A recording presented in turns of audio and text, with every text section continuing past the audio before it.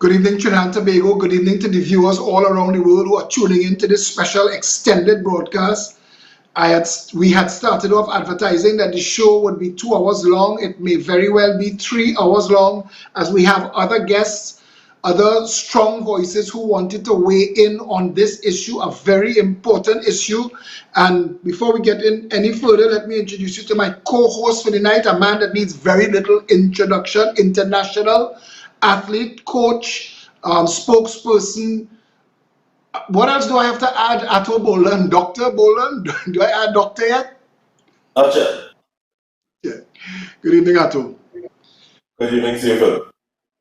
Ato, the question that we are going to be asking all of our guests tonight, in light of the George Floyd murder, because it was a murder. It was a murder. Yes. You're kneeling on a man's neck for 9 minutes. You have to know you're going to kill him. Yeah, there's no question it was a murder. And I think that those of us who, I have now lived in the United States for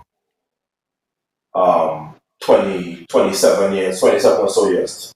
And I think we looked at that, and I believe the quote is attributed to Will Smith, where he said, it's not that things have changed, it's not that there's more police brutality now. It's being recorded more now. And we know that there have been incidents leading to Black people dying at the hands of police in the past. I believe that it will continue, even if it doesn't continue in the same numbers. But I think this has been an important week for this country, because people are being forced to have conversations and deal with realities with which they are not, with which they have not always been comfortable. I have seen a lot of my friends, my white friends, finally being forced to say, okay, so this is what Kaepernick was talking about. This is what Tommy Smith and John Carlos were talking about. All these people that we just saw as, oh, they're just trying to create trouble, they're trying to divide the races, and they're trying to to make a name for themselves. Finally, some people, not all, some people this week are getting it. You said something just now. I wish I could show this. My number one question for you is, what happens to George if that camera wasn't there? What happens to George? The world wouldn't know about George Floyd. His family would have told that he resisted arrest and he died. What happens to George? And then how many resisted arrests, Ato? Satish, I don't know if we're having difficulty with Ato's screen. For more people, it seems like, than anywhere else in the world. Statistically, you are more likely to die at the hands of the police in this country than you are anywhere else in the world. And if those cameras aren't rolling there, the official report is he resisted arrest, and while struggle ensued, and he died on the way to the hospital, and that's it. But I think because now that we have these cell phone cameras, these HD cameras, it's a difficult thing to watch. But I went back and looked at that video today, and I said to myself, there's no way that you cannot not only charge the guy whose knee is on the man's neck, but everybody around that body is complicit in that murder. And I think that people have been forced to, as I said, look at things from a different perspective for maybe the first time in their lives. You're touching on some stuff there that needs to be said. I want to say this. This is an every creed and race thing. I mean, Black lives are suffering in this situation, but the response that you're getting, everybody's saying, "Whoa, that can't be right." And finally, I think people are starting to understand why they were kneeling during the anthem. Yeah, because America has this sort of and you see, particularly when it's an athlete. Remember, this didn't start with Kaepernick. John Carlos and Dr. John Carlos and Tommy Smith, who you see over my shoulder, I ain't put that up there because I come on the live with. It was definitely last time we spoke and before. these are my heroes. Their numbers are in my cell phone. I have a documentary that people can go and watch on YouTube with Dr. John Carlos. These America has such a disdain for the black athlete speaking out, right? So they dismissed John Carlos and Tommy Smith, they were troublemakers. Muhammad Ali was a troublemaker. Kaepernick was a troublemaker. And now you realize that when you see the NFL commissioner, Roger Goodell, make a video this week saying the NFL as a league apologizes for how we have treated the athletes in our league who were protesting against violence by police against black people. I mean, I do business with the NFL sort of in an indirect way because all my clients. I just went like this because I said there's no way that I ever thought that I would see The this world thing. changed. The world changed. The world changed. And I'm saying again because my friend Reese Lewis, who himself grew up in the States, he asked a question, and because it's easy for people to look and judge, and I don't know why some people don't have the ability to put themselves in the next man's shoes and understand that your body has natural responses to protect itself. Somebody is kneeling on your neck. They're kneeling on your neck. I am going to resist that. I'm going to resist that. That cannot be proper procedure. We have to review now all of these things that were allowed to take place hidden. What police procedure is has to now be reviewed. Yes, and not only that, I think back, Colin Kaepernick is also a friend of mine. You know I'm a San Francisco 49ers fan. I knew him before he was the Colin Kaepernick. I think to myself this week when I see all of this, supposedly changed behavior and thinking, I said, imagine if Colin Kaepernick had not been dismissed 5 years ago, and if we had started to make some inroads with some of these police unions and with some of these cities and begin to have more of a dialogue with the police and the citizenry of all of these cities, instead of just dismissing him, how many thousands of lives could have been saved? Because I look back now with regret, not at how they treated him, Colin is fine, but at how quick they were to dismiss what is. It's a real problem, and always He has had, been. he had some strength of character though, because they came down on him, and he stood against that. And I want to say now the world is seeing. You mentioned Muhammad Ali, but he became Muhammad Ali. He was Cassius Clay, and he became Muhammad Ali to stand up against injustice. And he was an ex-visionary ahead of his time.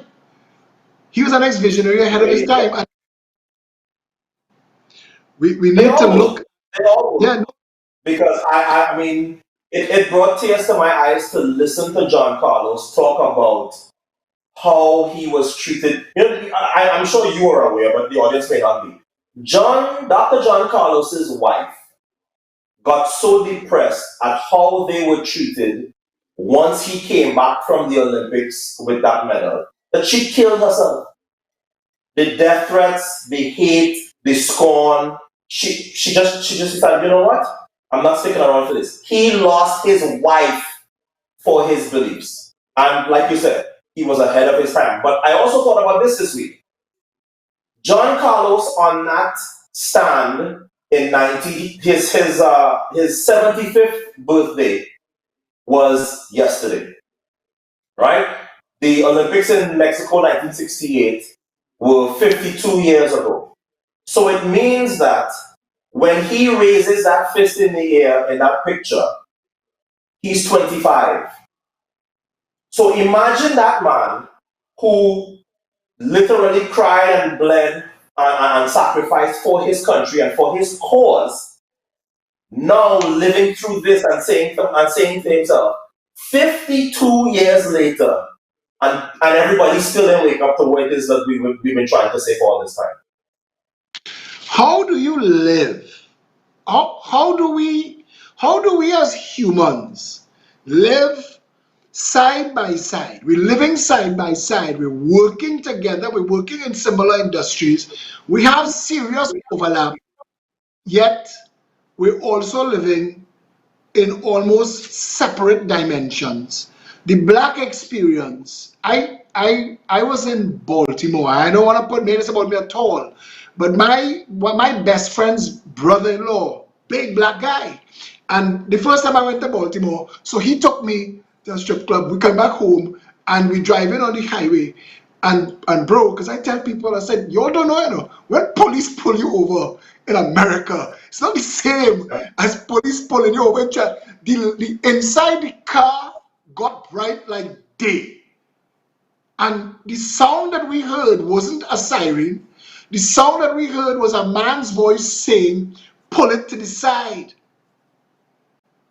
And my friend, his response, because he saw custom tech, he's angry. What have I done? What did I do?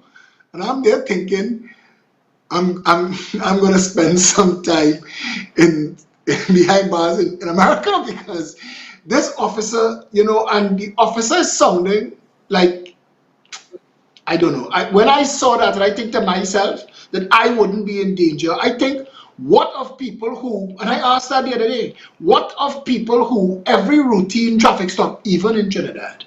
I thought, let's talk privilege. Let's talk privilege in Trinidad, okay?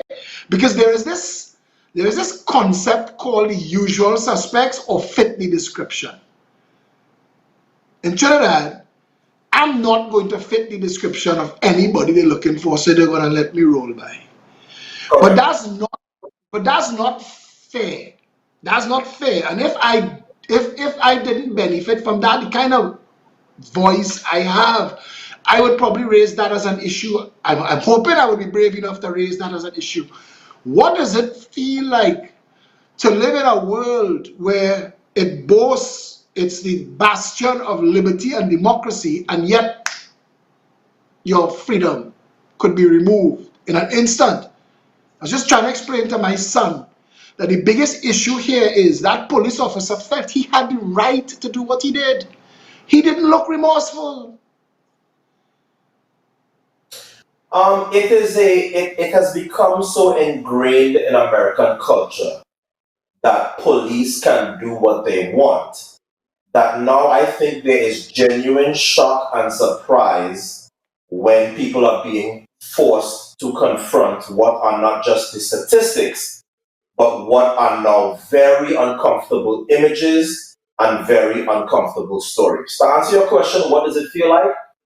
Very early on in life, black people in this country, and certainly black males, your parents sit you down and they have to have what they call the talk. It's not a birds and the bees talk. It's not a use protection if you're with a young lady talk. It is when you have an encounter with somebody who is a law enforcement officer, just remember that if it is your word against his or hers, you are going to lose that battle. So for me, I have an app on my phone where when I am being stopped, I tell my phone, start the app. It's going to record video, it's going to record sound. Now that works in a 2020 world. But I think about all the sisters and brothers in places like LA, in New York, in Chicago, in San Francisco, and all around this country who, I have stories that are not so bad, but I have listened to friends of mine who have been pulled over for the most minor things. A tail light out, failing to signal, just anything. And the night ends in them with a 9mm gun being pointed at their heads, and them and everybody in the car being summoned out. Not because anybody has warrants, not because anything that they did on the road was so egregious, but because in that relationship, and it's not 100%, but it's a very high percentage for black people. The relationship between the police and the citizens of a city usually is going to be so it's going to be so bad that the minute you get stopped, you're considered a suspect. And it's not just what we saw this week. All of these wrongful deaths and oops, we shoot the wrong person and oops, we broke into the wrong house. It's because they break in or they encounter you, and in their minds, you are already halfway to being guilty. So if you're starting at 50%, then it's not going to take much more to get to a point where lethal force becomes an issue. Imagine, I listen, I'm gonna say this to you. I don't take talk easy. So I just have to argue a point until I win or until I learn. And I've been trying to get into this Black Lives Matter.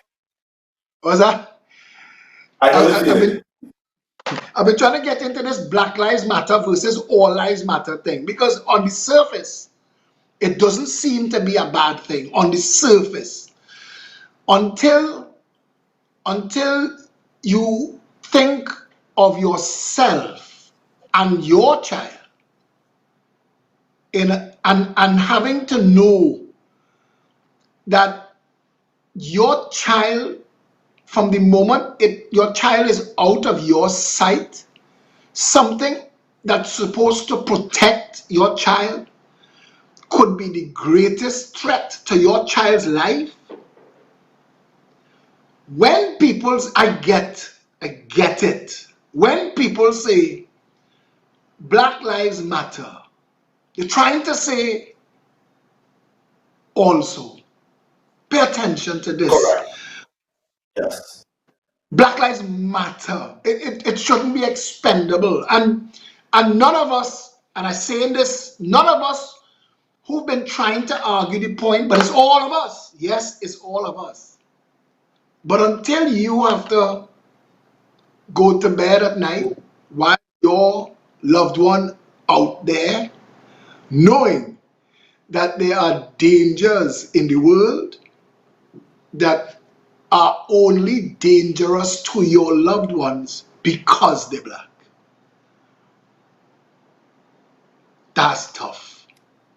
Yeah, it is very tough, and it's why this All Lives Matter retort to Black Lives Matter.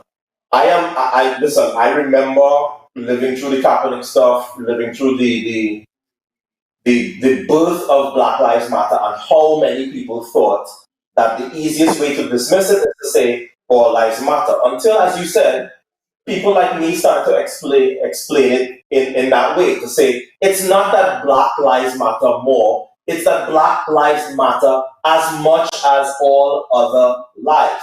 I'll tell you what irritates me.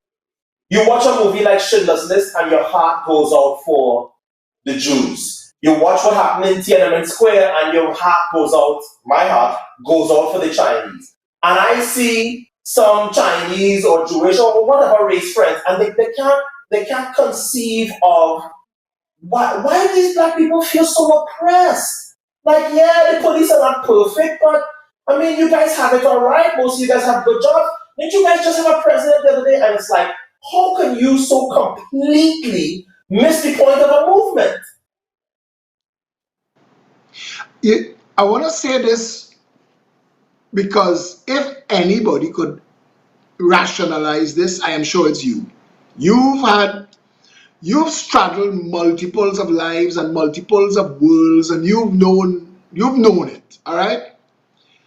So to a lot of your middle class friends and upper class friends, they also have the information about black on black violence. And somehow black on black violence comes into the conversation as if, I don't want to say that it sounds like, well, you're all violent anyway, so what's the point? What you fighting for? If you're all and the police killing all there, what's the difference? And it comes across flippant like that. That's exactly what they say.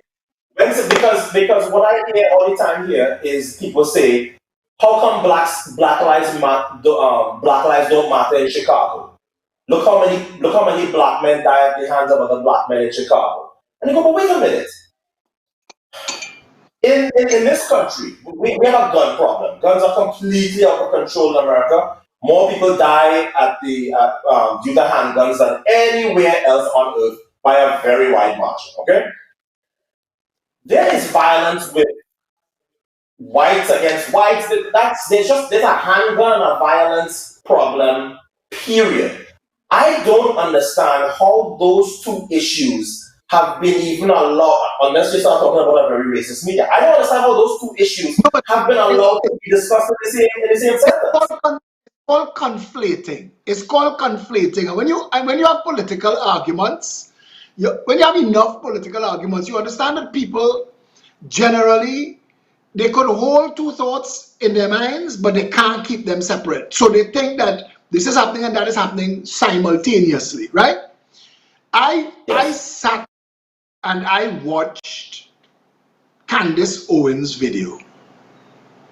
And she's gotten millions of views now. And she said some things that if I was working with the Black Lives Movement, I'd answer Candace, you know. Because her opening setup totally removed the unevenness of society. Her opening setup removed privilege. And while she was talking, in my mind, because I can have two thoughts and I can keep them separate and I could crunch both as the conversation going. And she's talking and I'm thinking, yes, but Candace, I want to tell you something. I live in a country where in Trinidad and Tobago, if a black man gets stopped drunk and Junior Sammy's son now in Trinidad is still privilege, and it's privilege, and I want to use Junior Sammy's son because this is an actual fact. And one gets fined and one gets go to class or go to school or so. It's like a different expectation. I watch Mute's son get held with weed, and I know plenty little fellas still in remand yard for the same amount of weed, but Mute's son, wife and children came into the story, and Candace Owens dismissed, perhaps because she is black and she does not know what real privilege is. And privilege is, don't feel that crimes of different kinds are not being committed. But the fact that in Trinidad, two black people working for PriceSmart are accused of stealing money. And their name, address, and face in the papers. But a Syrian that repeatedly owns a club that has been repeatedly raided for drugs, underage human trafficking suspects, he has a gun charge. He got every single time he gets himself in trouble, the media refers to him as businessman. So people reading multiples of stories, businessman this and businessman that, don't know it's the same blasted businessman.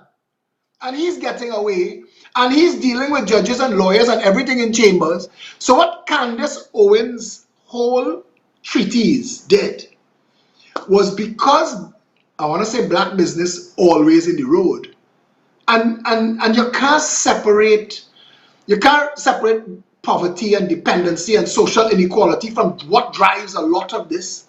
I remember John Travolta made a movie I think must have been a couple decades ago now, where in the movie the roles were reversed. And It's off. no. This is when he was a lot younger. But this is a movie where he is white people living the black experience, and there are blacks in the show living the white experience. So you're seeing all the entitlement and you're understanding all of the disproportionate allocation of resources in society and how people are treated. And he's explaining to his children how is the color of their skin. And I remember watching that show. I want to find that show and share it again so that people go and see it, because the acting was spot on. And it literally taught you how to walk in somebody else's shoes. And watching that Candace Owens video, and I'm seeing the numbers that she's getting, and they still have a lot of people in the world that do not understand what But is there will driving. always, yeah, there will always be a Candace. There will always be a Candace Owen in the mainstream media in the United States because there's a white person this week who, of course, is going to hold on to their tightly held beliefs because they can't go against what they have always known or what they've always believed. They just past the age where they want to change their thinking. And they're going to look at that Candace Owens and they're going to say, aha, you see, she's black, so she would know. There's one thing that I find that anytime you see black people sort of crying down a black cause, look at their income status. You very rarely find any poor black people to get put on a Fox News to do something like that. Right? My former friend Stacey Dash is a good example of that. Stacey Dash grew up high yellow with light eyes. She could always kind of pass. So when I saw her on Fox News becoming the darling of the right wing and sort of crying down the whole Kaepernick and Black Lives Matter and all that stuff, I was not too surprised. Kanye West has done it. Kanye has so much money, he had to be worried about the cause of real black people in this country. As he said, slavery is a choice. So Kanye kind of gone his way, and Stacey has gone her way. Now they get rid of her, and now Candace Owens is the person who they have. But I'll tell you this, as you said, because of the circles that I have been blessed enough to run in, I have been around some of the wealthiest black people, not just in America, but maybe on the planet. And I can tell you, you see Michael Jordan making $100 million donation this week. Magic and Michael and these artists and actors and athletes, all of them look at this situation and they feel guilty this week. They feel like, you know what? Maybe we have not done enough. Maybe we have sat in our ivory towers and kind of said, well, we don't really do, it's so it is, things bad, we give a little thing here and there, but we really can't change a system that's hundreds of years old. And I see a lot of black influential one percenters, so to speak, this week saying, nah, boy, nah, I don't care if I have to lose every single cent, if white people don't like me, whatever it is, I am going to make my voice heard this week. I'm going to say it exactly as I would say it to my brother or sister, and let the consequences be done. I just want to say to you, I just Googled and it was Sidney Poitier was the other star of the show with John Travolta. So when you're searching, because I know after the show you're gonna go and search for it, so that will help you. Sidney Poitier. I mean, the portrayals were fantastic. Listen, that slavery is a choice thing. I remember watching a documentary on indentureship. Indentureship, and they were showing the shackles because people think indentureship was everybody sleeping over, and indentureship was not as bad as slavery, and indentureship killed people too. And looking at what people had to wear, how you were shackled, there was a special shackle for around your neck. What did Kanye expect that somebody chose that to have a shackle padlocked to your neck, chained to somebody else? What is your choice there?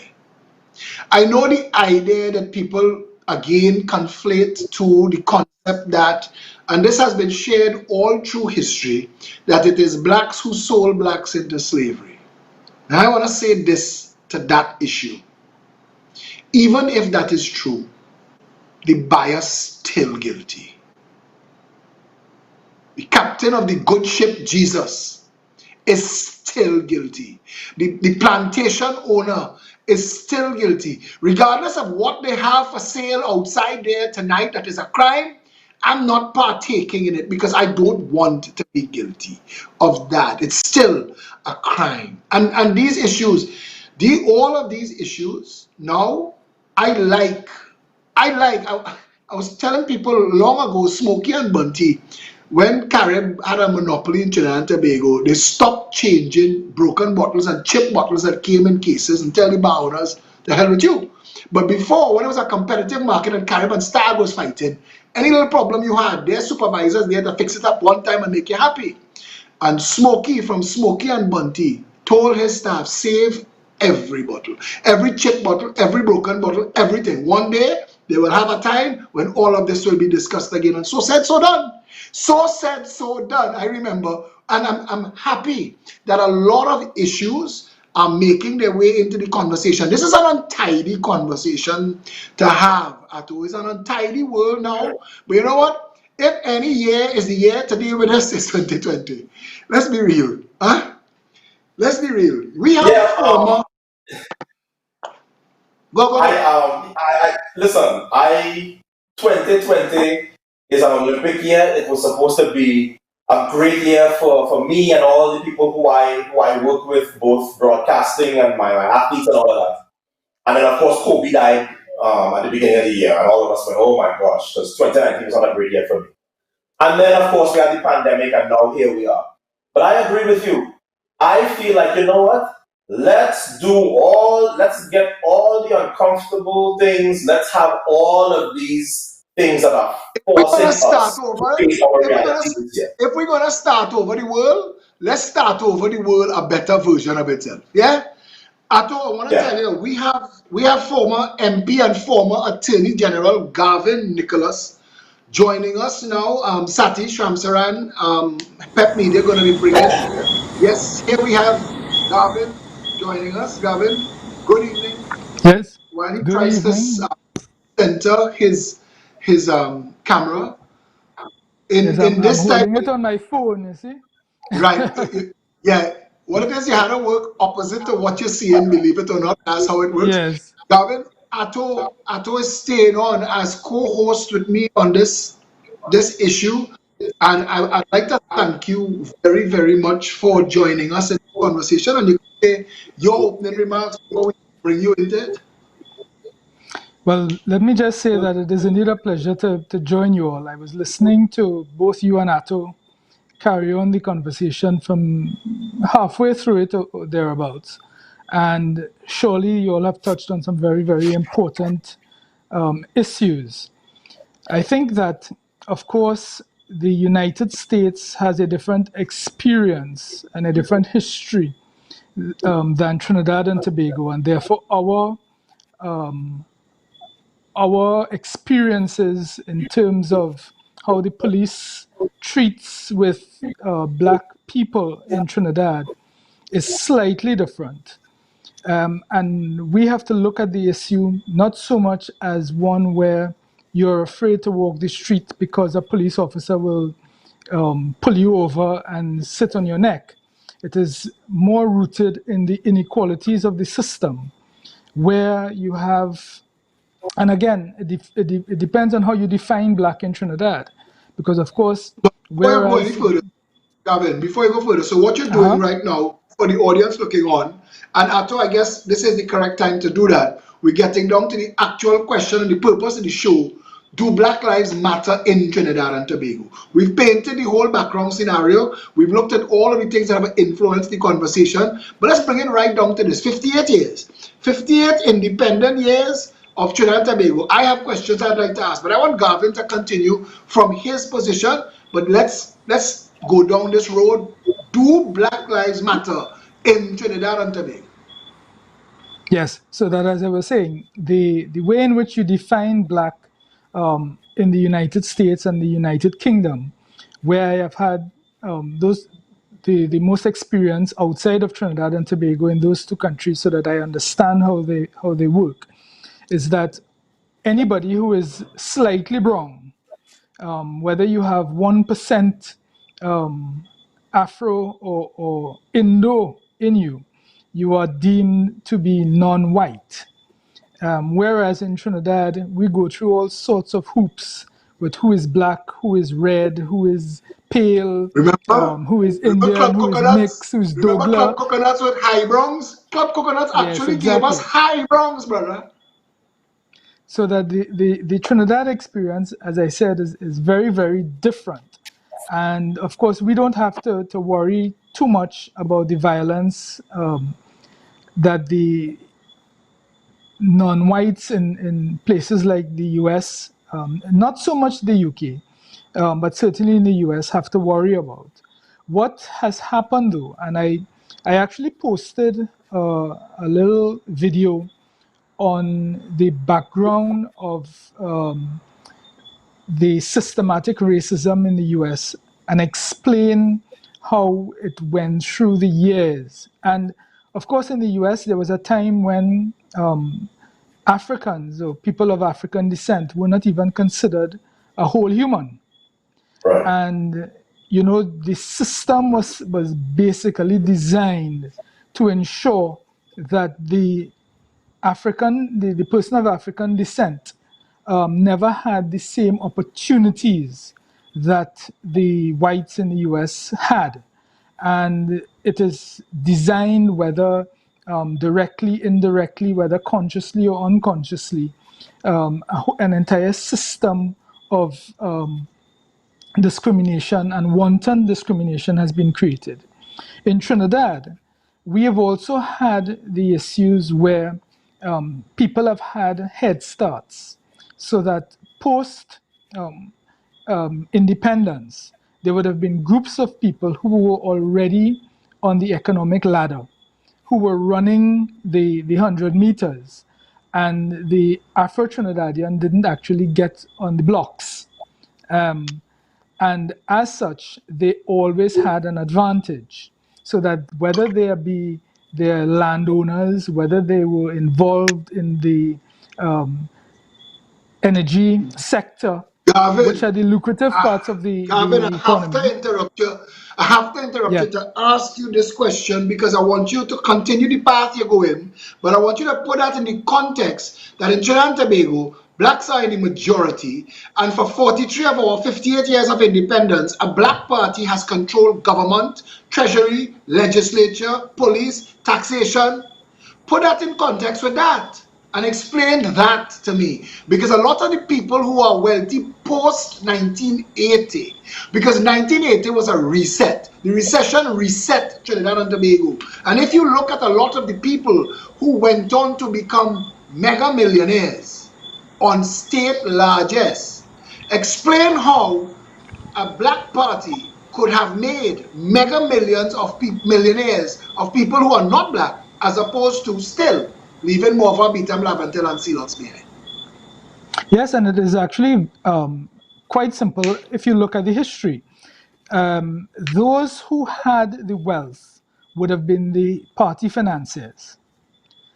So that when the PNM established itself, you found that the whites, the Chinese, and as you progress, the Syrians became the major financiers of the PNM. And of course, because of the way in which the politics has worked, the financiers have been the most significant benefactors or beneficiaries of the state largesse. And But it why? is Without always the vote, interesting to me. It is always without the vote, interesting to me. Gavin, Uh-huh. without the vote, without the vote, without the black vote, without the Mm-hmm. black vote, you could put $1 trillion in the party. Without the black vote, you get nothing back. Without the black vote, the party goes nowhere. Let me explain something, Philip.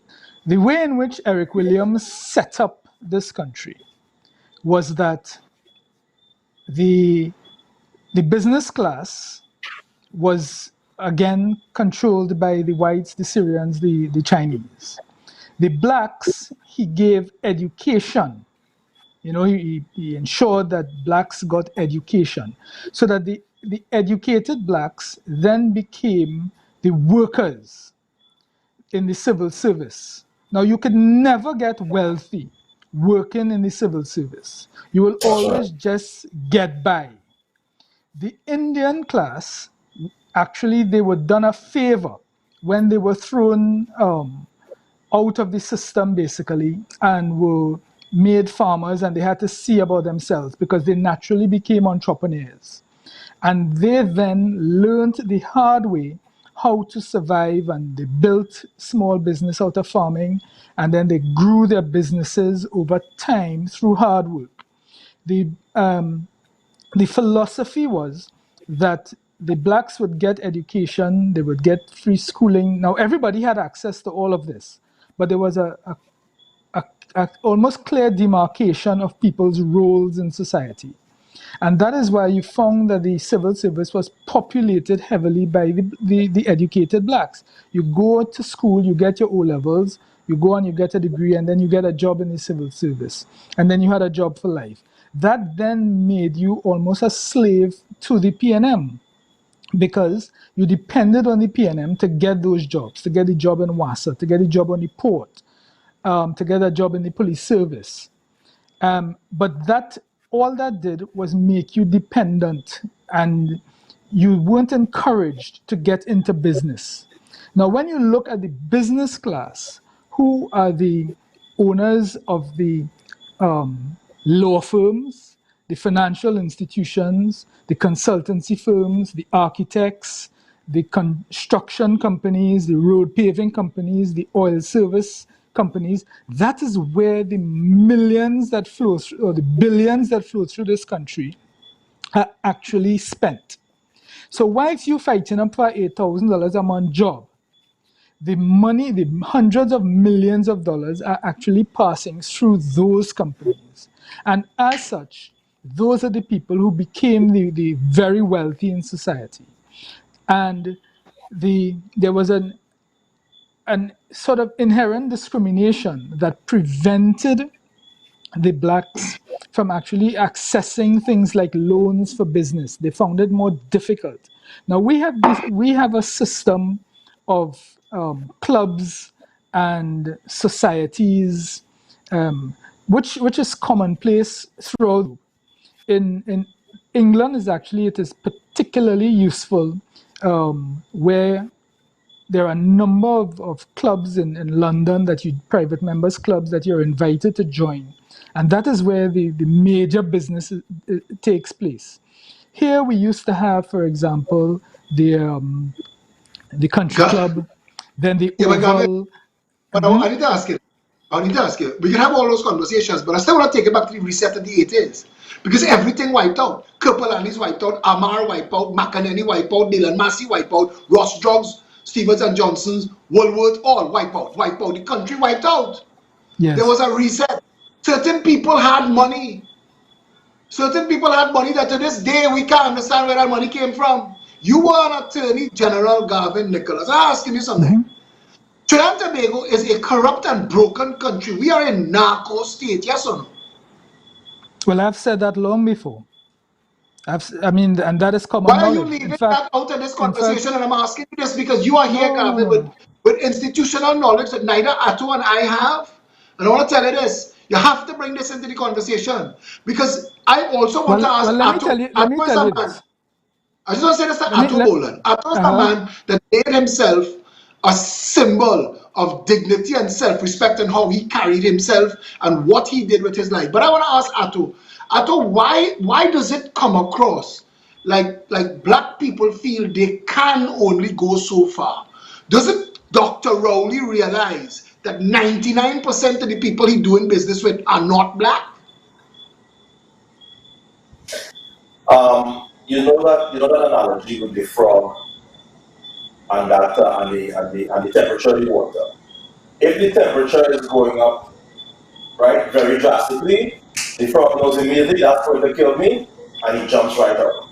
But you raise that temperature a little bit, you in the water, you don't even feel it. And it's one of the great tragedies, I think, of our country, in that most of the people who are already almost I don't want to say too far gone, but that's really what it is. They're not even aware, as far as they're concerned. If they wake up another day, hey, look, I made it. When you are done, I want to ask Captain a question, because it relates back to something sort of why. Okay, so thanks. Gavin was about good night. I wanted to touch on something very specific. It's one of the reasons why I pay attention to Philip the very first time I do. One of the things that I have kind of quietly been involved in America is prison reform.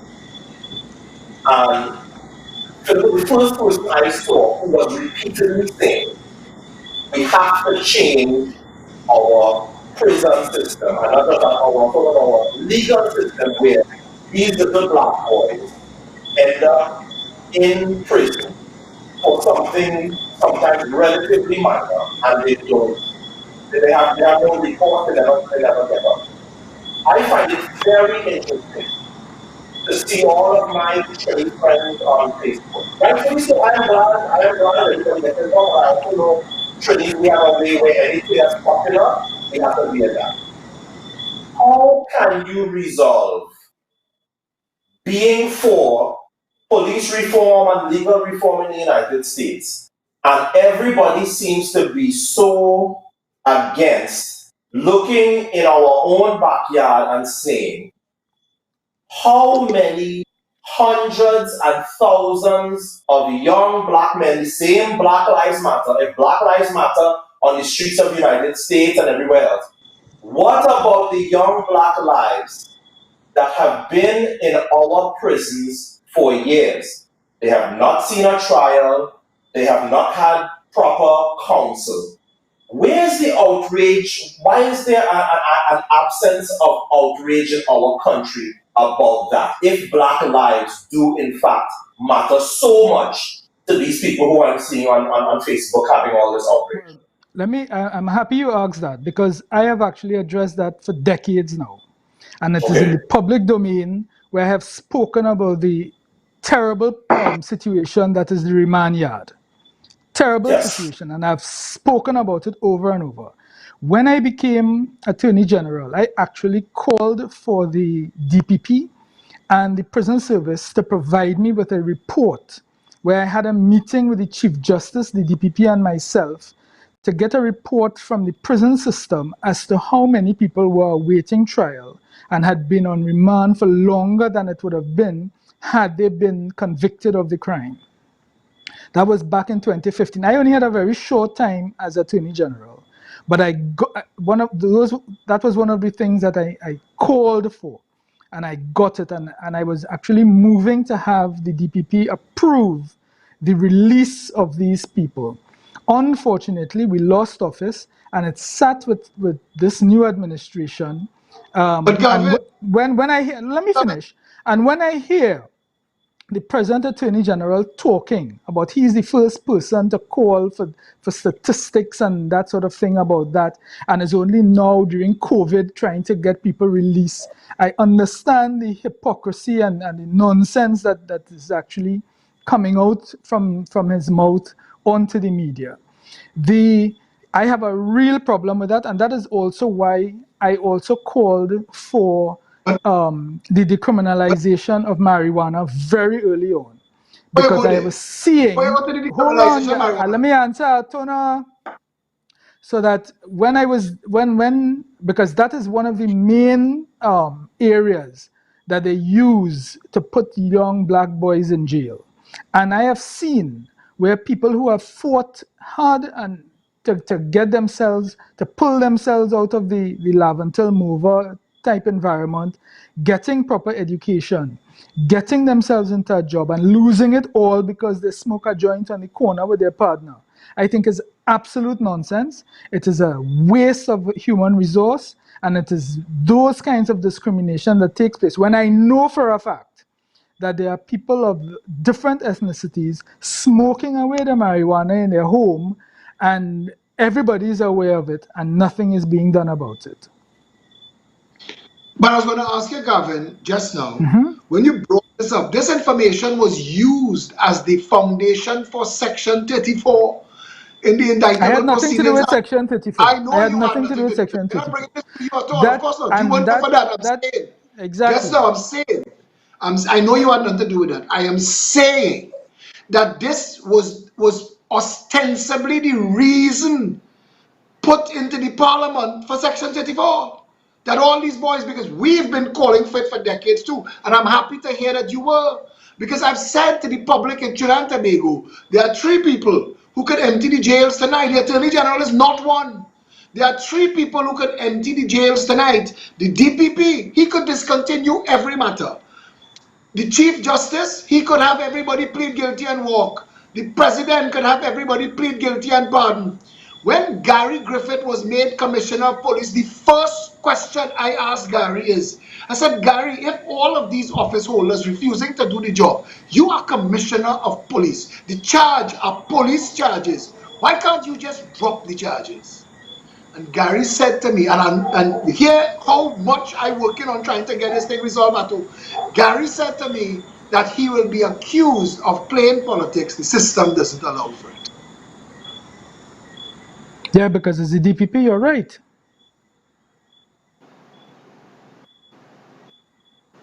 Well, that's the answer to my question. It means that people like yourself and Garvin have actually taken up that cause for a long time, even if it maybe wasn't in the public domain. It wasn't popular. I can tell you, it wasn't popular. I know I have my answer, but that's a real shame. Yes.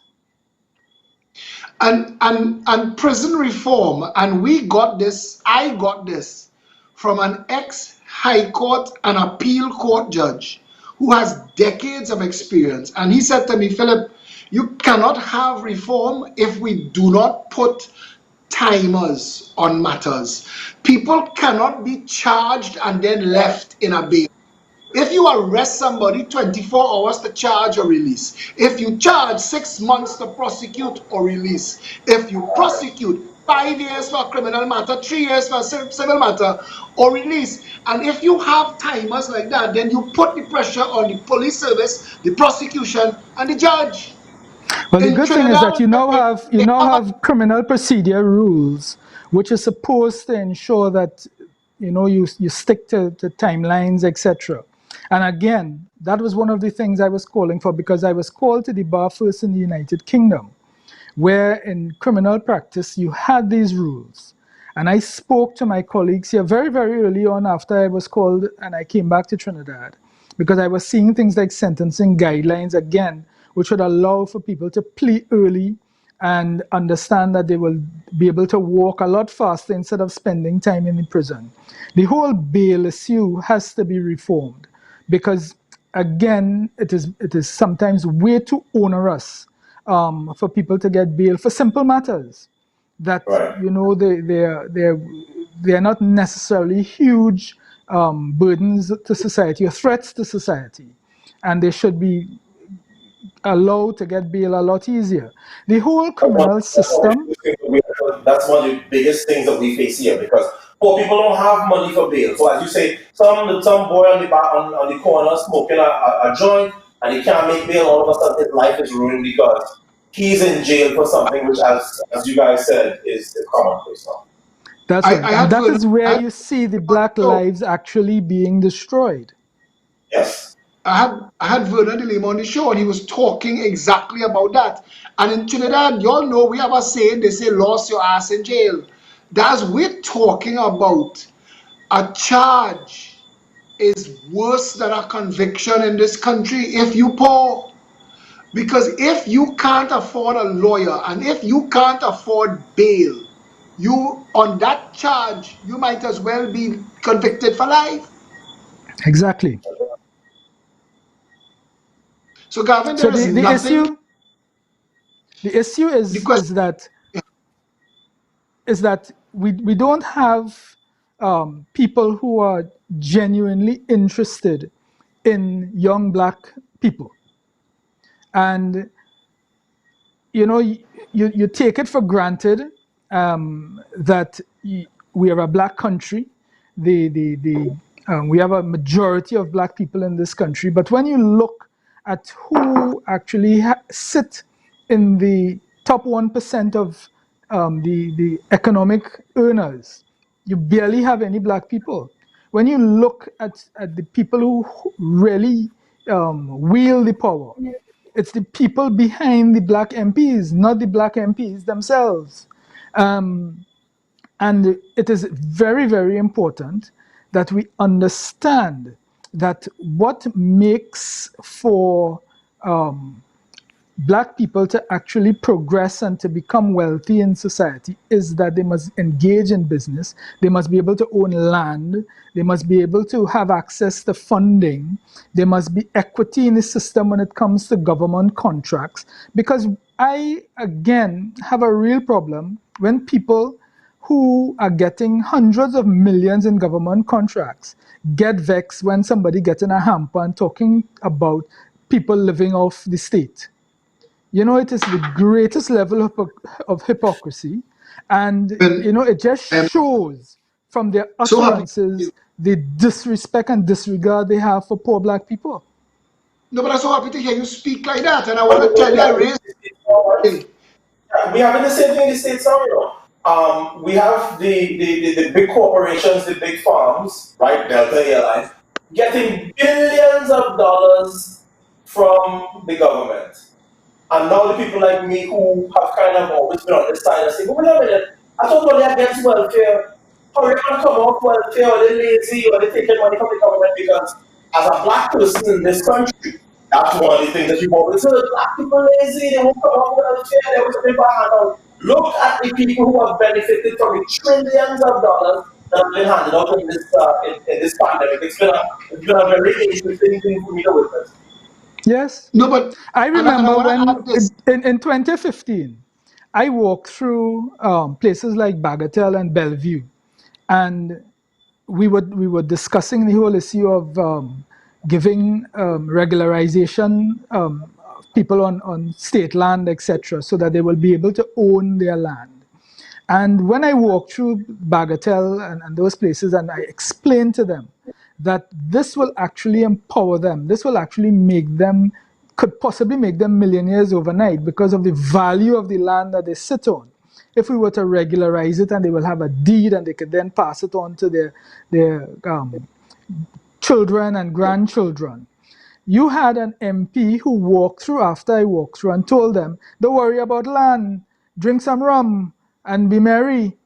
You understand? And that's why 5 years later, they still haven't gotten their land because there is no interest in them getting land from the people who now sit as their members of parliament and their representatives.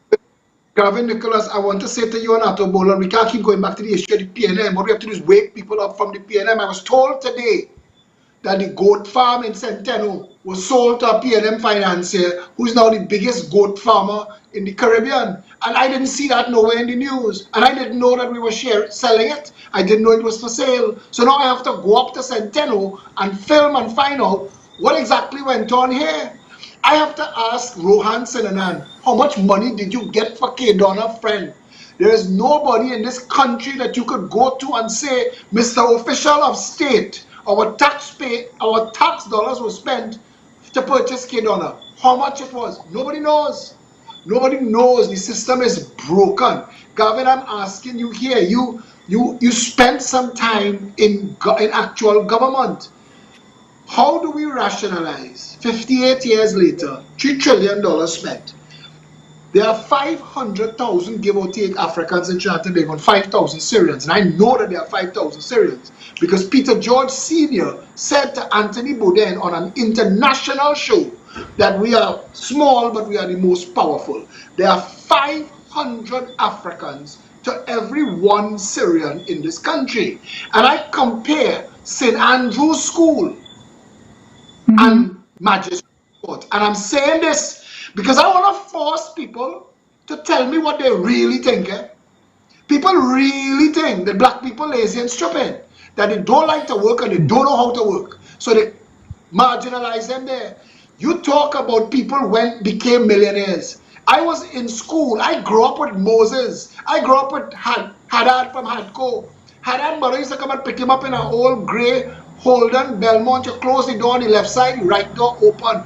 I watched them people come from nothing to multi-millionaire. Me and my brother moved Michael and Ronald Moses out of a little house in Anna Street. You couldn't swing a cat in. They're building thousands of houses now. I want to know, and I'm asking, because somebody has to ask, what prevents people of color enjoying those say, I do not mind if Hardcore become trillionaires, and I don't mind if Moses become trillionaires. What I want to know is what keeps people of color from enjoying that same advance. Well, again, the system is designed to keep people like that out.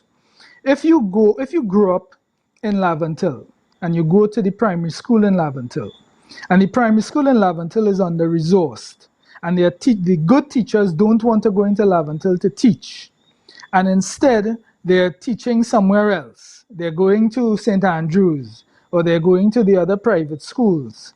And the secondary school teachers, same thing. They go to international school and Maple Leaf and British Academy, or if they don't go to the other prestige schools.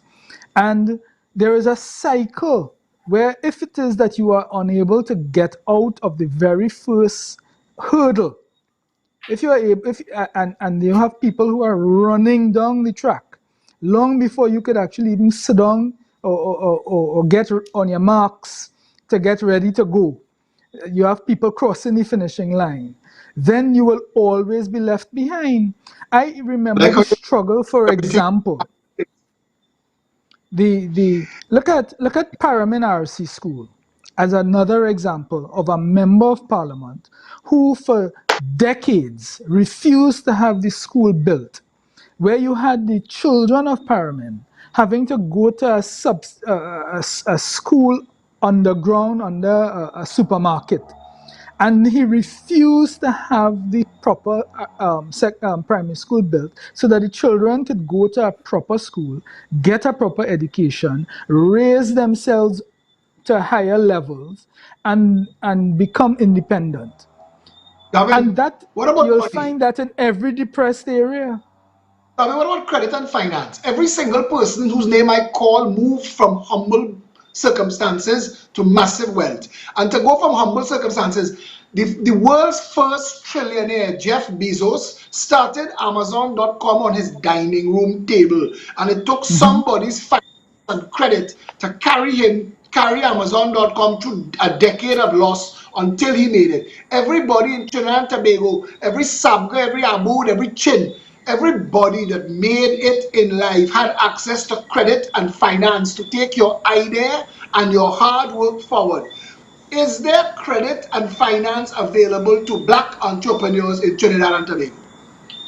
No, you have some micro enterprise organizations that are riddled with all sorts of political bias and corruption, um, but there isn't a real um, sense of providing that kind of seed funding for entrepreneurs.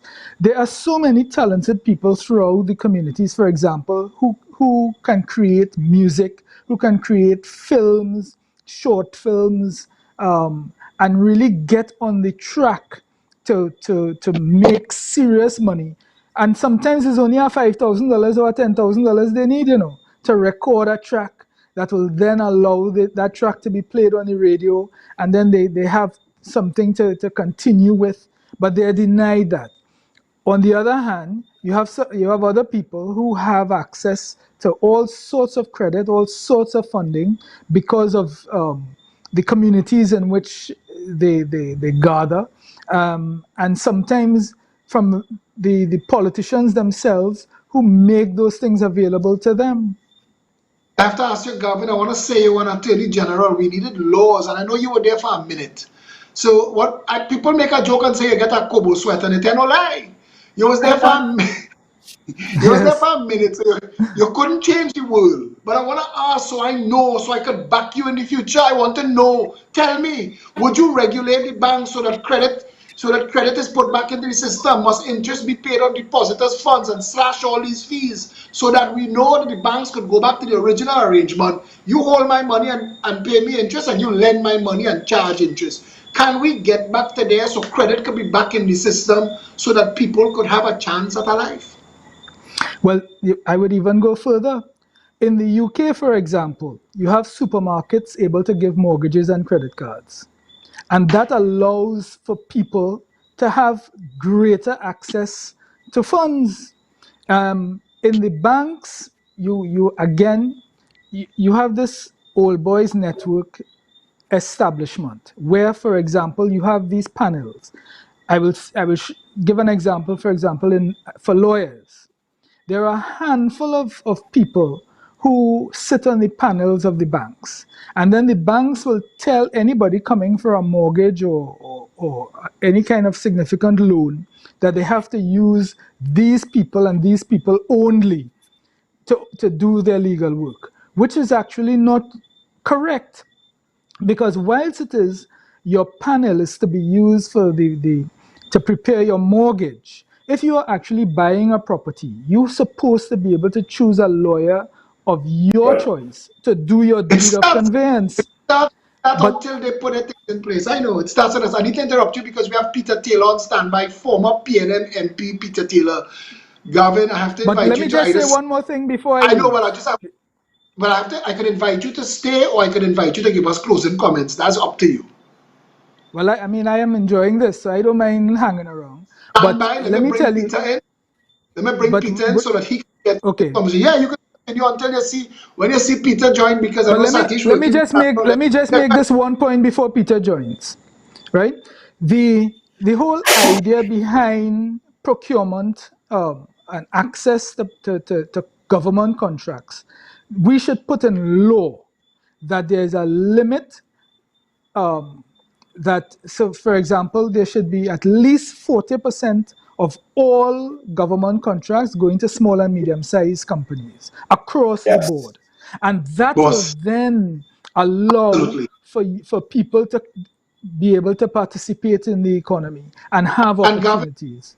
I want to tell you, we had suggested, Peter, coming to you right now, Gavin, we had suggested that all development within a constituency must only be done by contractors and workers from the constituency, and you can't register in more than one constituency. So we will stop the birth of overnight mega contractors. Good evening, former Member of Parliament Peter Taylor, former Minister. How are you, sir? You're here with Atto Bolden and former MP and AG Gavin Nicholas. Good night. Well, I am humbled to be in such distinguished company.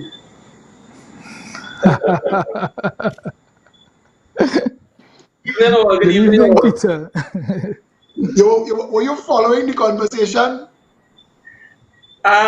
Only the last 10 minutes because I had to do some housekeeping and getting the lighting sorted out, so it was a bit of a rush, but I was getting the gist of Gavin's comments essentially. Well, Gavin has set us up where all of our comments are in athletics. So get in the blocks and take off. Give us your opening comments. Well, I think the subject matter is quite opportune because we are, I think, in a moment of history when the world, perhaps for the first time, is sitting up and realizing that the crisis of the black man in America is really a universal one. And I think it is one where the conversation has been long overdue. But I noticed that in your comments with Gavin, you had kind of tailored the issues to be a bit more local. But based on the theme of the subject matter, I think it is quite opportune for us to be having this global conversation in this moment of time.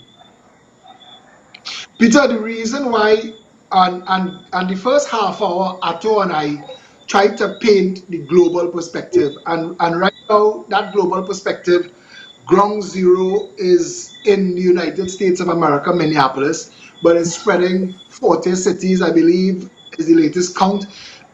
So we painted that, but as soon as we brought Gavin into the conversation, we had to pin it down to the actual subject matter of this conversation tonight because it's a special extra long show with a lot of voices bringing to bear on the question, do Black Lives Matter in Trinidad and Tobago?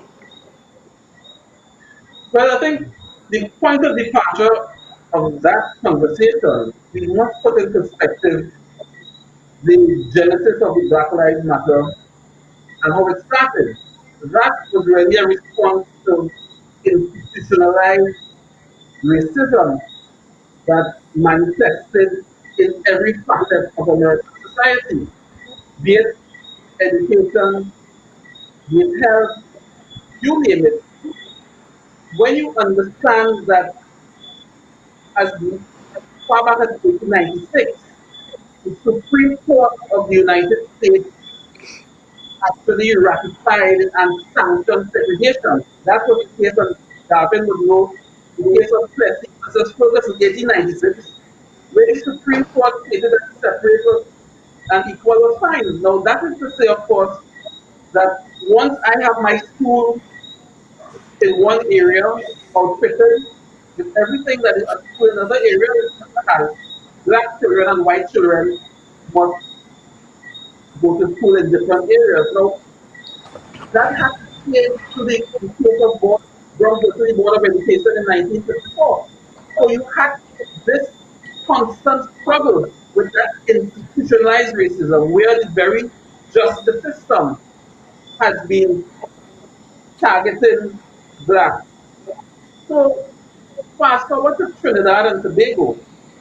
I am happy to say that while there is facets of that kind of discrimination, I would say that the distinction has to be made with the level of institutionalized racism that we see manifested in the States and in Trinidad and Tobago, particularly because as an attorney, I practice in the courts every day. And I am happy to say that we have a judiciary that is, for the most part, fiercely independent. So that John Brown could come from Labanti or Narayan could come from Calcutta and go to the court and get justice. It matters not from whence he or she comes, Jew or Gentile, Philistine or Pharisee. The judicial system stands, in my respectful view, as a beacon of independence. So while we have areas, and Gavin pointed it, areas of economic um, marginalization, where black persons are kept in the economic underclass. Because if you're going for a job and you're from Parsley Street level until you know you ain't getting no work. And it has to do with that sense of, of discrimination at a particular level. So I wanted to make the distinction that yes, absolutely Black Lives Matter, but we do have certain distinctions, important distinctions to be made. Mr. Yes. Taylor, I love your opening setup. And I love what you've said. And I like that you brought the judiciary in, you shine a good light on them. Now leave that light shining for a little while. You use the word institutional, you use a phrase, institutional racism. I could not agree with you more. But let's expand on that. There's somebody named Rhett McCarthy on the threads, and he's talking about all of the conspiracy ideas, the Queen and blacks hating themselves, and all the nonsense that has been put into the narrative to explain why the people that invented science cannot seem to get out of the blocks, to use Gavin's analogies. And I want to say here, the institutional racism that is practiced in Trinidad and Tobago is upheld by the political overlords at the behest of the contract mafia. When does that change? But that's an interesting point. I mean, um, when you see when you understand how neo-colonial societies operate, neo-colonial societies do not bask in their own glory. They tend to destroy it. Trinidad and Tobago is no exception. We coming out of a colonial past, while you have had a great deal of progress in terms of free education, in terms of opportunities for persons to develop, there is that institutional barrier, those institutional barriers that prevent, I would say, even some working across in those Trinidadians from breaking through the that invisible um, ceiling. Now, I think a lot of it is economic. I don't buy the theory that black people can't do business. That is that is quite country rubbish because all you need to do is go across the Trinidad or go to Tobago or go to Lucia and black people are running business. So that is a fallacy. But what I think is happening is that the more we look at the education system, I think Gavin was on the point. If you have an education system that does not teach you how to become independent, but rather teaches you how to become the prisoner of other people's economics, then it means that that cycle of intergenerational poverty is going to continue. So where Peter, every Peter, generation, my audience is sorry, going to want my audience is going to want me to interrupt you and ask you who sets the curriculum. well, this is it's clear. I mean, the political hierarchy are the ones who sets policy, and until you can have leaders who understand that revolution is not only picking up a gun and changing government by force, but revolution is really about people changing themselves in very fundamental ways. Until you are able to have an education system that can look honestly at itself and determine how do you bring persons out of economic underclass, you're going to have this cyclical repetition where persons are not taught how to empower themselves through the medium of learning. I love that. I need to ask Gavin to weigh in here. Gavin, I'm going to throw this to you first because after you make your comment, Satish needs you to give space so that David Nackett can come in. The panel can only hold four, and I apologize for that. But That's all right. you have until about 9:25 with us. So and we could you all could back this around because the question now has to be asked where the black community is concerned. Is it about leadership? Is there an absence of real leadership to harness that spending power? I said once that the black community, if it spent $2,000 each a month, they could have bought Clico in 3 years. Cash. Well, Yes. that's a very, very good Let me point. just But ask Gavin, is it about respond. leadership? Is it about leadership? It is about leadership, and it's actually about the system that was created by the father of the nation, having studied comprehensively the history, because of course his PhD from Oxford was history, and he understood how the world worked. And what he simply did was, whilst he encouraged our independence, he recolonized Trinidad and Tobago along different lines, so that yes, we moved away from the Queen being the head of state and the Brits basically taking our resources and using it to build the UK. He instead he used the same divide and rule tactic.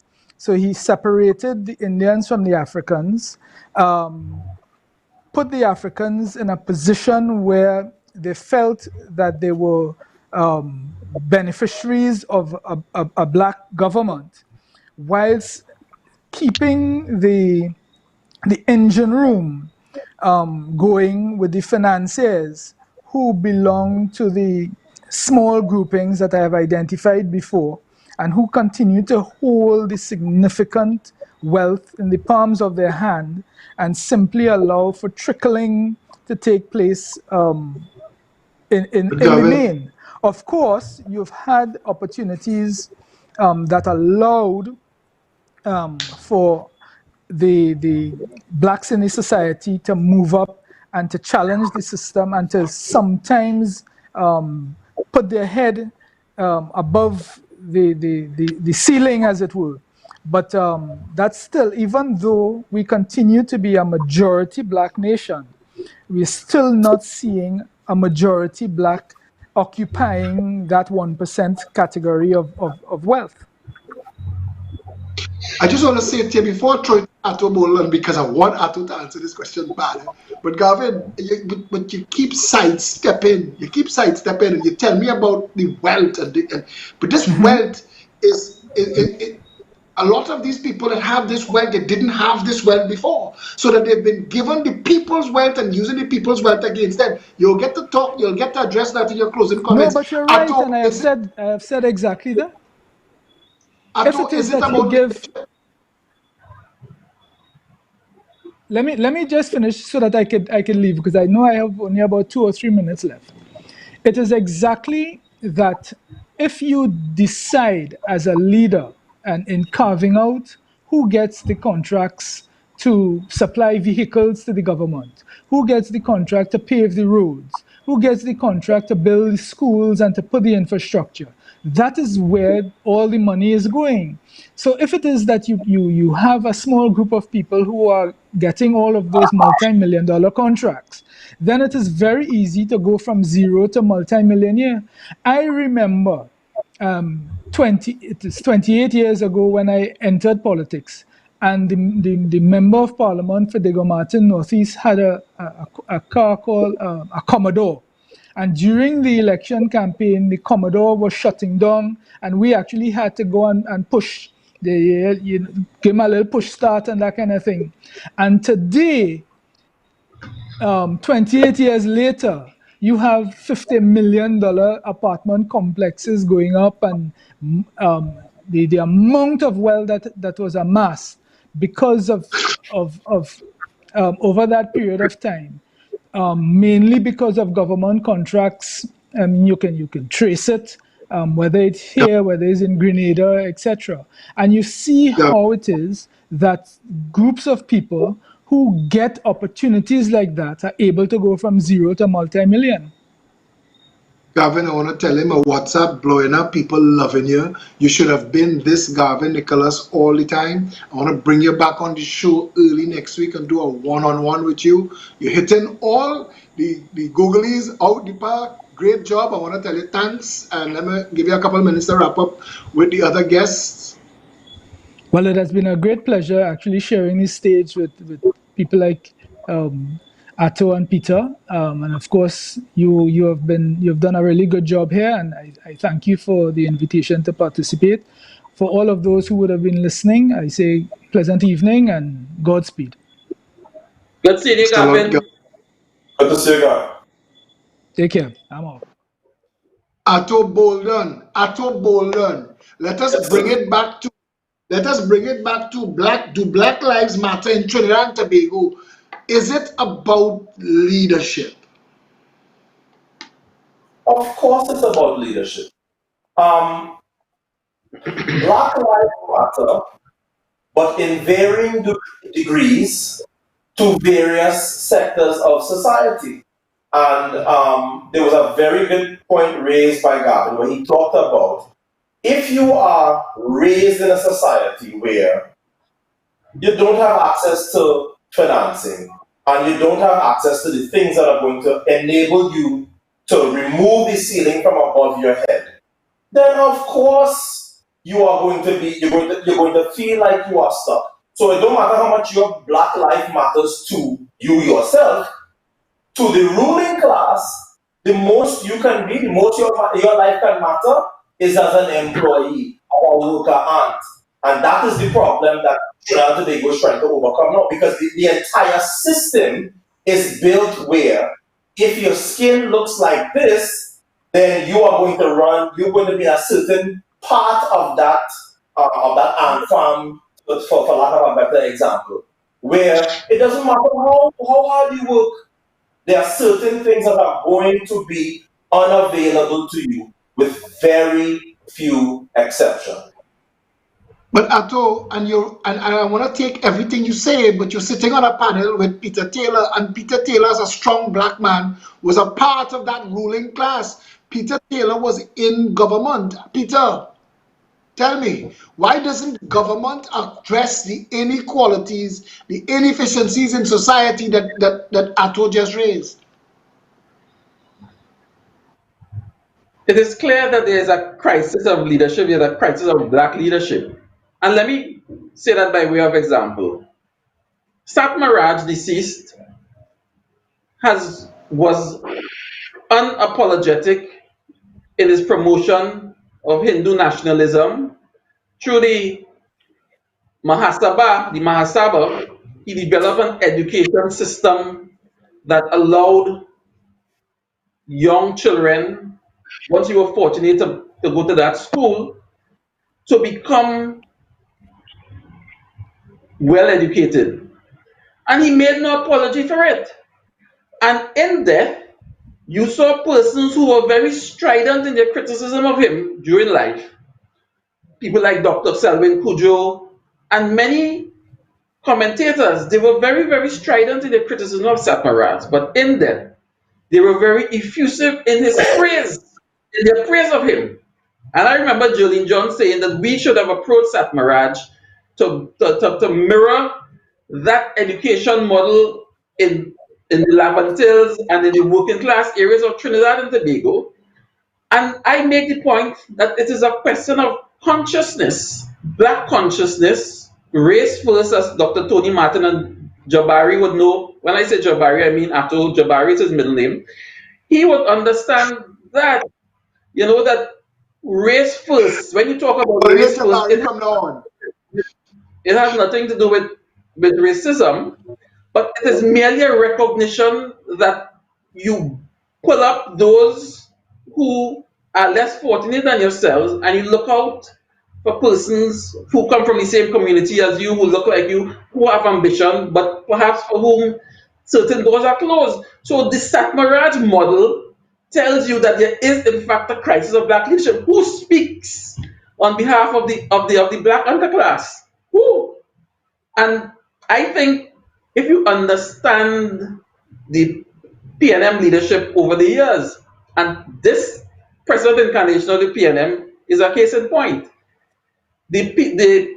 While you have had the post-colonial PNM in power, you had the 1970 riots where, in spite of a black government, you had people like Makanda, Daga, Dabro having to come to the fore in spite of having a black government in place to say, listen, you need to do more. You have a present government that has the illusion of black government, but when you look at the policies of this so-called black government, the working class persons remain outside of that economic circle, and it is purely their overlords and their financiers who are benefiting. So 5 years have passed, and you go to Laventil, and they are going to be making the rounds.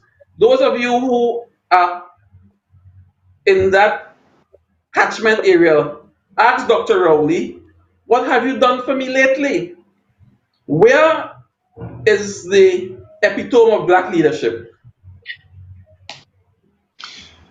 Peter, I like how you phrased it. I like how you arrived at your, I guess, your example of leadership. Some people will think differently, but the Satmaraj model, if you want to say that Sat did a lot for people in his demographic, nobody could deny that, whether he did it the best way or others would argue that what ways were available to him. I'm going to ask you and Jabari Bolden to stand by. Satish, I want you to change Ato's name under his screen because we bring in international football star David Naked. We bringing him into the conversation because David too is a very outspoken. He has raw leadership material. Mr. Naked, it is a pleasure again to have you in our company. It's my pleasure to be here. Good evening to all. Very distinguished panel. Yes, David. David, you know the question, you know the topic we're dealing with. I know we have a little delay, so I'm trying to keep it simple for you. The question of the show is, do Black Lives Matter in Trinidad and Tobago? And it evolved into a second tier question, is it about leadership? Why the black community is having such difficulty to organize the power of its spend, its consumption, and its vote. Do Black Lives Matter in Trinidad and Tobago, David Naked, and is there a crisis of leadership in the black community? Short answer, no. Black lives have never mattered anywhere in the world since the concept of whiteness became a thing, and which enabled our European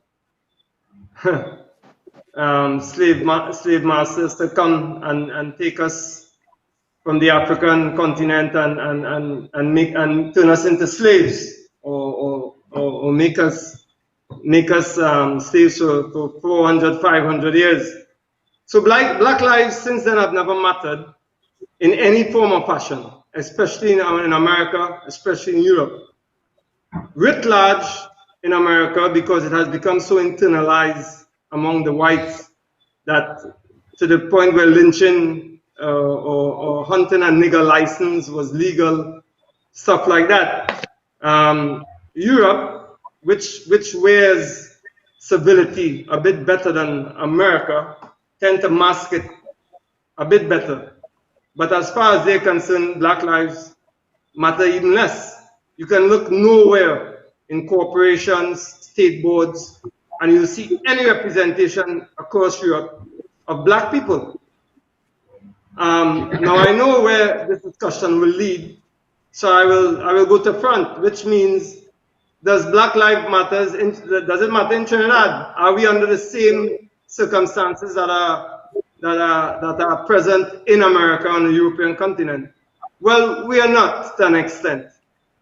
In that, I guess, because I haven't seen too much before, but I guess this distinguished panel would have alluded to the fact that we've had so-called black government, and which has given black people a certain illusion of possible political power. And that's exactly what it has been an illusion. Black people have never had any real power. And we don't need to go further than just look at the state of the country. Look at the East-West corridor, where I have been the last 2 months on the ground working and helping the people that I need. How, and the question which comes to the second part, the crisis of leadership. Our leadership has been piss poor. And the one thing I heard from Gavin before he left, which is extremely relevant, or was extremely relevant, is that the PNM, in their attempt to establish a political mafia, they had to push the race card. They had to push that, which meant that they had to exclude a majority that was not necessarily their base, which were and I like to change the narrative here, which were the Trinbagonians who happened to be Indians. I'm going to get away, me personally, from this Indo-Trinbagonian strippiness. We are Trinbagonians that happen to be African, happen to be Indian. That is just how it is. Anybody say anything different, they're fooling themselves. Couldn't agree more. That hyphen needs to go on the planet. We need to get rid of that hyphen nonsense. Continue, David, but I wanted to just say that I couldn't agree with you more. Yeah, so what happened, PNM? I mean, let's look at PNM. I mean, PNM has neither served the Trinbagonians who happen to be black, nor the Trinbagonians who happen to be of Indian heritage. And that can be judged by who they have made wealthy over the last 43 years that they have been in power. They have made Trinbagonians who happen to be Syrian Lebanese extremely wealthy. They themselves, some in that community have made themselves wealthy by illegal actions. Follow the Scott Jog report that nobody seems to want to reference. Exponential wealth, unexplained, that nobody in the media seems to want to follow that paper trail. And we can follow it all the way back. And then to all the other groups that they have made, the Trinbagonians who happen to be Chinese, Trinbagonians who happen to be white, all of these people, and I know why. I know why, because I've had I would say, the luck to have in my academy quite a few wealthy Lebanese who have explained to me, who have companies in Africa and are very close with for example, the Zambian government, the Nigerian government, and they have massive they are multi-millionaires. And one of them, who was a student of mine, and now he's running his father's company in Zambia, he told me, he said, Captain David, we get into there, and the African governments, pretty very much so like this present government and the 43 years of PNM, what they do, they look for a minority of people. They have to. Why? It's a community that they can facilitate for their own ends, and because of their lack of numbers, they're a community that they can control to a certain extent. Now that I know that word control is going to be a tricky one, because it becomes who controls who. And we have seen that they've managed to make these groups extremely wealthy, put them in all kind of positions of power that they will not and never will be suited for, all in an attempt to make sure that they always have a relevance in the political framework or in our political landscape. David, all of that has been at the expense of our Trinbagonians of African and Indian descent, because these two groups make up the majority of the population. Now you go down to Bangladesh in St. Joseph, where I have been, and if I want to hear the talk about what Satmaraj or whoever did for people, I ask him, well, it can never be, for me, how I see Trinbago, how I see us as the quintessential global people, because of our variety of diversity. How a leader can do something for his people to the exclusion of the rest of the national community, and then we praise him and said, well, you know what, he did something in his community, for his community. Rubbish. For me, that is absolute rubbish. Unless you raise all the communities at the same time, all the communities that are in need, all the communities that have been excluded economically, socially, educationally, you cannot tell me any leader have done anything for this country. It has to be a national effort. The transformation must be holistic.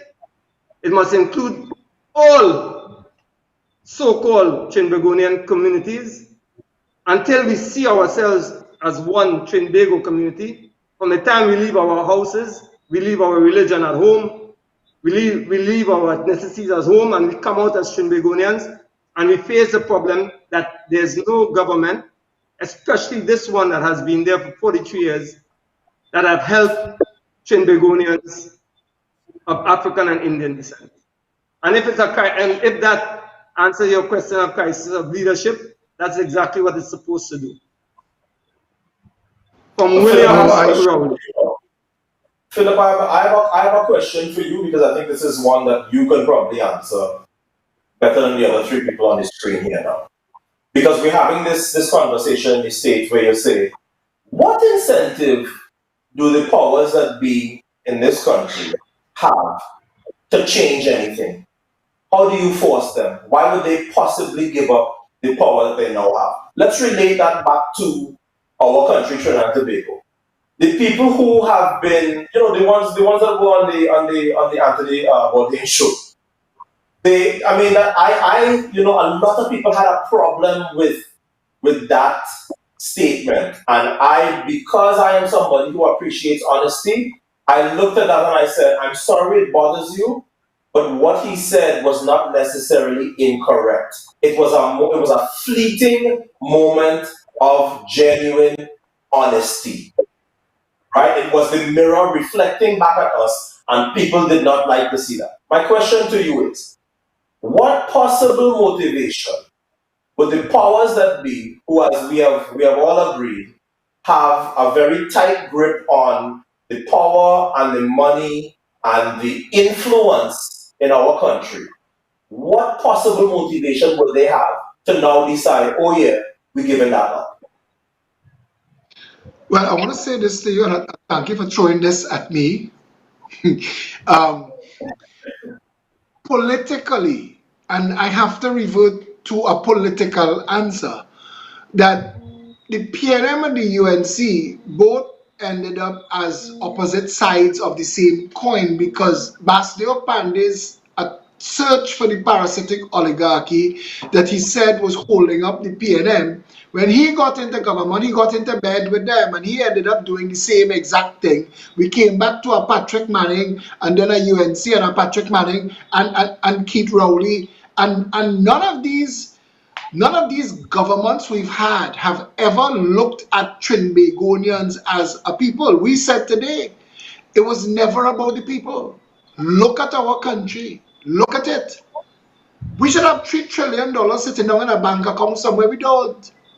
We should have a much larger population. We should have a much larger GDP. This country should be the best country in the world to live. People who are not from Trinidad should be lying and say they come from here.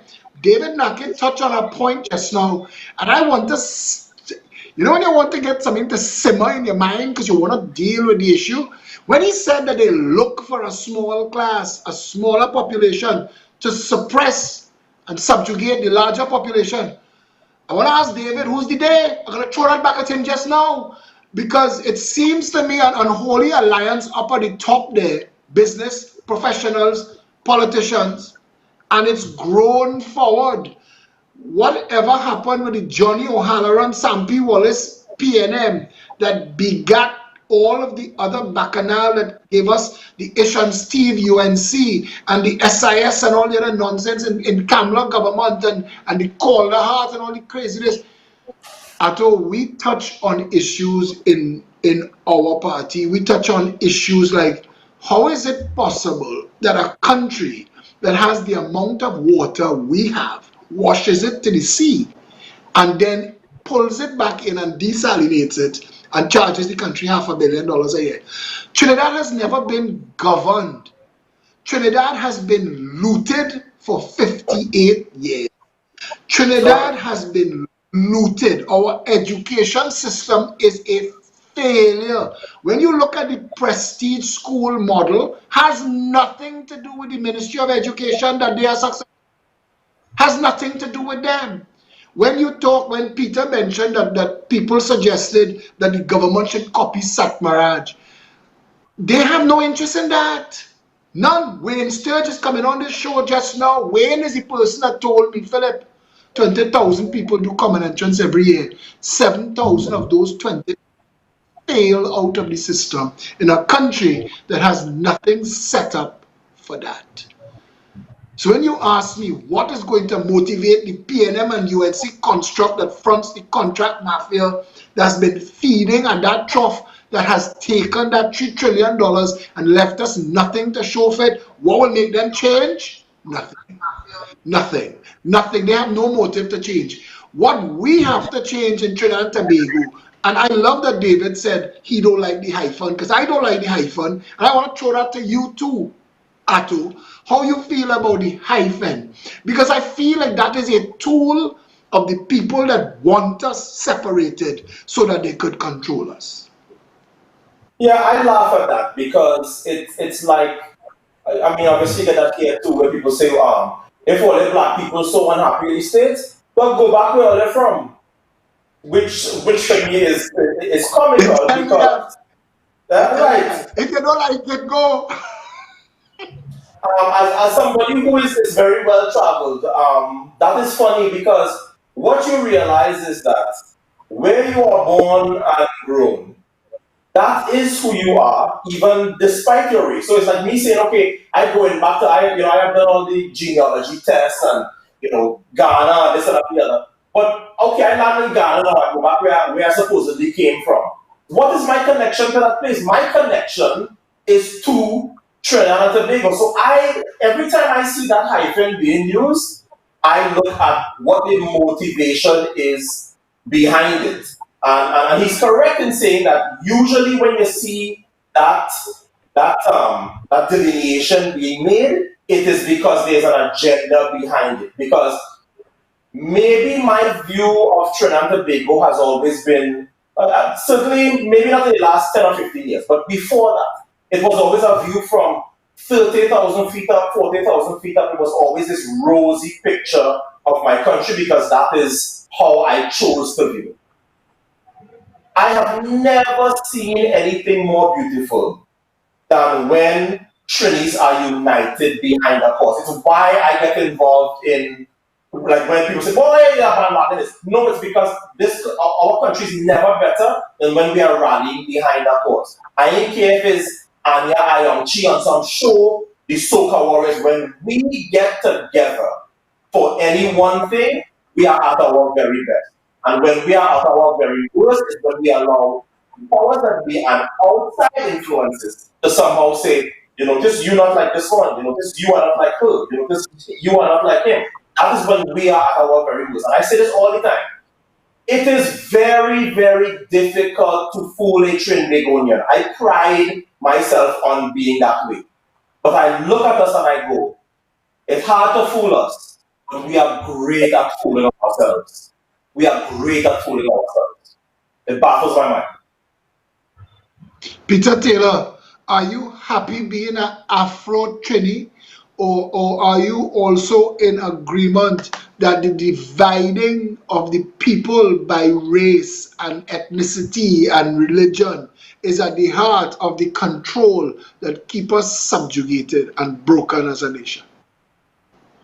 Well, quite frankly, one has to understand from where one comes by identity, by racial origin, but it doesn't stop there because your consciousness as to who you are and from whence you came is what gives you that necessary grounding to understand who you are as a citizen of the world.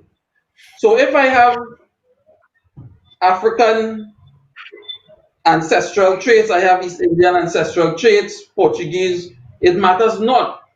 But once you are able to identify and locate yourself in that global consciousness, that is from where you get your strength. Now, the reason why the colonizers denied the enslaved their education, their language, their religion, it is simply because they knew that once you broke that ancestral chain, that the slaves became more controllable. If you understood the greatness of Egypt and that you have a great history of development, that your ancestral genes was one of creativity, was one of invention, then you know that there's very little that you cannot achieve once you put your mind to it and once you have the opportunity.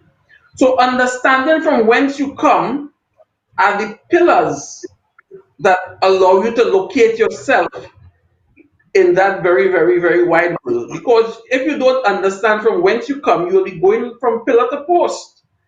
The Greeks understood that every European child, every Russian child claimed Greece as part of the intellectual heritage because the Roman Empire was one of the greatest empires of history. Alexander the Great they would tell you that they were some of the heroes and they looked to that.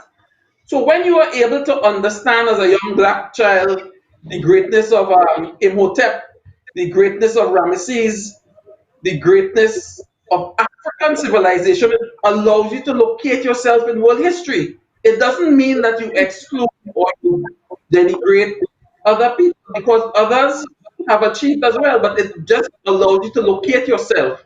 And when people say that you have no history and that your history started with slavery, you're able to say, but hold on, no. Our history began way beyond that, when Africa's walk in the sun was supreme. So you have to understand yourself in that context, and then now I you're able to now create and embrace everyone because you are rooted.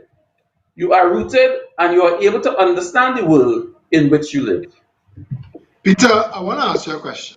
And then I'm going to throw what you say, I need you to answer to me briefly because I need to throw the follow up to everybody. But does the parliament not set the tone for the operation of the country in every aspect? Absolutely. Parliament has the power, the government of the day has the power to determine national policy. You have the budget to do it. So you need a certain consciousness of leadership. And this is why I made the point that black leaders do not need to apologize. They need not apologize if they are engaging in what we may call, the Americans call, affirmative action. But there must be some social equity. And to some extent, let me give credit away where credit is due. The Vision 2020 had some elements of understanding that, listen, the broad masses of the people are the ones who ought to benefit. I only spent 2.5 years in government. It was short-lived. But I understand from where I sit that once I am in a position to assist, in other words, once you are a minister and you have cabinet support, once you bring certain policy positions to the table, you are able to effect change in very fundamental ways. It is a matter of consciousness. And yes, it has to do with the parliament because the government of the day is the one who has to set national policy. I need to pin this down because we've brought the whole concept of do Black Lives Matter to Trinidad and Tobago, to a country. I want to show why we're asking it, because in the United States of America, blacks amount for 12% of the population. In Trinidad and Tobago, blacks are about 48% of the population. In America, blacks do not have as strong a political voice as in Trinidad, where blacks have controlled 43 of our 58 years.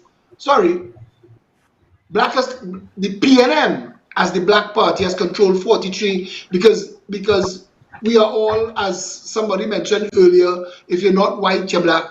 But the PNM that sells itself as the Black Party has controlled the parliament for 43 of our 58 years. When we say control the parliament, you form the government and you have control of the treasury and the legislature and the police. How the courts function is a function of the parliament, what we write as law, and those laws underpin the operation of just about everything. Our parliament seems to have been operating at the behest of others, because when you look to the society, and I want to use the example that the Syrians put out. I'm a half Syrian. And the Syrians, through Peter George Sr., said, we are 5,000 and we are the most powerful. That is an absolute statement that he was prepared to defend. He said, we are the smallest, 5,000, we're the most powerful. There are 500 people that could consider themselves black to every one person that could consider themselves Syrian. I want to compare the development of all of our people, because again, this is not about holding anybody back. I think that our people are still underdeveloped, even our wealthy, even our rich class. We have a $22 billion a year GDP that could easily be 400-500 billion. And we're not there. Because instead of developing and growing the country, collectively pushing all the races forward, growing our population, making Trinidad and Tobago a functional state, we've had governments that seem to have been acting at the behest of a contract mafia that ironically does not have a race issue. They work together regardless of who they are. Once they're looting in harmony. I'll start with David. David, looking back at the 58 years experience of Trinidad and Tobago, would you agree that every single problem that faces this country now, especially the retardation of the black community in Trinidad and Tobago, is as a fault of government? Yes, it is. It is, and we can point to the fact that the communities, how they were set up. Like, let's take, for example, Labantil, right on the outskirts of Port of Spain, and going up into the hills. You have to ask yourself, as your guest just said, the parliament is supposed to be responsible for national policy. Who are the people that thought that it would be a good idea that have such a densely populated community going up the hill. Who, they've watched that happen for years and years. In my opinion, since I grew up there, that's where my grandmother and mother is from. You have to ask yourself, of course it was intentional, but has it also been intentional to purposely starve that community in Laventille, especially going back Picton, St. Barb's, all there, purposely starve that of the same resources given to the other communities in terms of the quality of the schools, the quality of the teachers, the infrastructure. I mean, you have people in Laventille still using outdoor toilets, no water, horrible drainage. And the same can be said for a community like Bangladesh, where you have a lot of Trinbagonians of so-called East Indian origin, where they are basically living in their own sewage, they're living right on top of the sewage that they pass. And you have to ask yourself, why have they allowed these communities to stay as they are? And the answer is quite simple. They always knew that these communities would be a reference for a vote. They have put their philosophy within these communities that the government are for these communities, and the other, and this is the most important, and the other is your enemy. So if not us, it will be them. By that whole philosophy, they have managed to control a community like Laventille for 43 years. Simple as I tell you that. Because if you go up to Laventille, they're very discontent with the government. Very, very, very. But then you ask them who you're voting for, they will vote for them again. So that mindset, Philip, is not an easy mindset. That mindset is something that you have to break through like nothing else that you would have to encounter. That is a mindset that you have to. So we have to break that and send it straight to Jabari Bolden. And I tell you, we changing your name from now. That's your name. Well, the U was a generic U, but it means that it's something that we have to face. It's something that we have to deal with immediately. I know that. I told you, you were nodding all along. But David. Yeah, because what David is saying is exactly correct. And here's the thing about it, and so much of what he talked about just now has to do with environment controlling how you see yourself, right? Environment, I understand that, yes, I am born in Santa Cruz, but the side of Santa Cruz that I born on probably gave me visions for myself that maybe my brothers and sisters on the other side of Santa Cruz did not have. I don't take that for granted.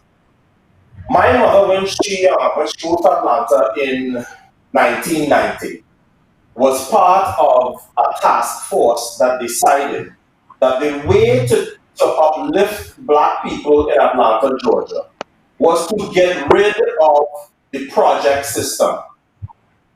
And over the course of the next 20 to 25 years, they got rid of what we know from the outside to be projects, right? Where you lump people who are poor, put them together, the communities become crime-ridden. It's very hard to escape sometimes when your environment exists in that sort of a manner. And they have done all the research, and you've been able to look at these Black people who 1 generation ago were in one circumstance, and they were taken. Now, mind you, there's still public housing in Atlanta, but it is not in the form of what it used to be, a project or this kind of an area that's so dilapidated that it's almost impossible for somebody, even who wants to lift themselves up by their bootstraps, to get out of it. And when we talk about why so many of our distressed communities are actually worse off now than they were 30 years ago, it's because there has been absolutely no incentive by successive governments to say, you know what, the country as a whole cannot move forward if we have this anchor that is tied to us. Let us raise all the people up and look at how much faster we will move. There's been and yeah, we could say PNM, but the truth is all government, because nobody has actually looked at these things and said, let's go in there and try to make some material change. Philip? Brilliantly said, Peter Taylor. I just need to say, and because the show setup only allows us 4 guests, I wish I could have kept all my guests. This conversation is ridiculously encouraging. Peter, I need to give you the opportunity to respond to David and Atto and give us your closing comments, because we have Wayne Sturge waiting to come in and add his piece. Right. Atto's and David's comments plays right into my final comments. Laventil, that whole eastern peninsula, if you call it that, has been successive PNM strongholds. The PNM has been in power for the longest period in the post-colonial history. It is an indictment against successive PNM governments for its failure, this spectacular failure in failing to take care of its own. And when I made the analogy with Satmaraj, it is simply to say that you do not have to apologize for helping your own. It is spectacular, as David says, to see now, and as Atto mentioned, you walk to Laventil and people still have old houses. This is not unique to Trinidad and Tobago. Brazil had favelas where poverty was institutionalized, and Lula re-urbanized the favelas. This is why it was popular. Harlem 50 years ago was a no-go area. Now you can't buy property in Harlem. Same thing in Brixton. Yeah, it's not Brooklyn. The concept of reurbanization is a live one. So it is a lack of political will. If governments, where you have the mass of your support, the liberty keeps them in that kind of poverty. Peter, I know you have to go, but I'll tell you something. Based on what you just said, is also a further indictment of where our political narrative and how it has become, where it is and how it has become. That you can say and be justified in saying so, that the government stand. I want to apologize for David, and I'm very, very sorry for interrupting you, but I've been having a conversation off air with all 4 of you. I've been the conduit to Josanne Leonard. She has been a long time activist. Many of you know her, and she couldn't join us via the panel, but she told me that we have a remarkable lack of women in the conversation. I told her it's not for lack of trying. I told her it's not for lack of trying. But we have Josanne. I have Josanne here, audio. Josanne, you could say your good evenings because everybody could hear you now. Hi, good evening, everyone, and to, I guess, everyone who's looking on and listening. Hi, Josanne. Hello. Hi, Josanne. Before Josanne goes, I have to tell you all a very endearing story about Josanne. Okay? Don't allow me to forget. Before she goes, you're going to tell us a story after she makes her contribution, an endearing story of Josanne? Yes. Yeah, very Peter Taylor has an endearing story. Peter, let me hear you, because I hear you're going to leave the panel just now. No, but you're not leaving before you. No, yeah, well, yeah. When I got elected in 2007 to the parliament, Josanne Leonard sent me a congratulations, and after 10 years, it's 2007, I have never forgotten that, and it went like this: congratulations to a new kid on the block, walk good. Congratulations to a new kid on the block, walk good. That, if I needed a moral compass to guide me throughout my political career, that was it. And Josanne, God bless you. I have never forgotten those words that you sent to me. As a young politician, who had no experience, and I share that with Trinidad and Tobago and the world. Bless I you. want to I want to say too, because Josanne is not seeing Atto and Atto's posters of that famous moment in Olympic history, clenched fists raised, who Atto says are his heroes. Atto, I want to tell you, the first time I ever had an interaction with Josanne Leonard, somebody sent me a picture of her as a young girl in school uniform in a protest, raised fists clenched. Josanne, you know the picture talking about? Yes, I do. This is the 50th anniversary of the Black Power movement in Trinidad and Tobago. So this is almost like it's not deja vu, but it certainly is looking at the level and sort of listening to some of the comments and reading some of the posts now. Particularly, I went to bed at 3 o'clock this morning because I was looking at 3 or 4 posts that came from people who describe themselves as white Trinis in New York, or somebody who's of Lebanese or Lebanese Syrian extract. And I actually just forwarded it to a couple of people who I thought would appreciate, because our sense of history is really what is very, very necessary for us to be able to grasp this moment and to understand what we need to do going forward. And I'm going to veer away very much from the partisan or to the politics of the PNM or the non-politics of the PMN and non-politics of the UNC and any other configuration that there is. But for example, Atto, I didn't hear you very clearly, and forgive me if I'm going to paraphrase incorrectly, but I gathered that you were saying something about you did not like the hyphenation of Afro-Trinidadian, Indo-Trimbigonian. Correct me if I'm wrong. It was David Nackett actually that brought that into the conversation, but we agreed with him. Okay, so it's been a little sketchy because I was actually doing something else. I didn't turn on my computer, so I'm hoping on the phone that I'm forgive me if I've lost anything. But, when we're talking about Black Lives Matter, and of course the recent controversy with Diane Hunt and others talking about all lives matter, and people being offended or not being offended or taking different positions. This region has, in many spheres, and there are 2 sportsmen here, there's a former parliamentarian and a practicing lawyer, there's a politician in yourself, a writer. This region has contributed significantly to the global sense of the condition of colonized people. And this region, it's so amazing to me. I mean, if I didn't live as long as I have lived, I just turned 64 a couple of days ago.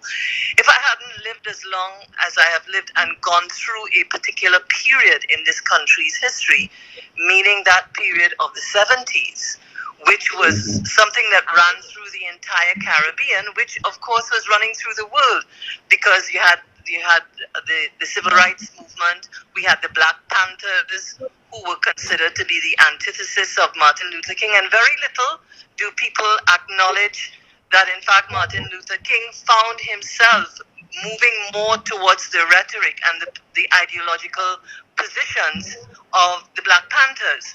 So, when all of these things are happening and I'm looking at all of the narrative and all of the Black Lives Matter, and we've had black government.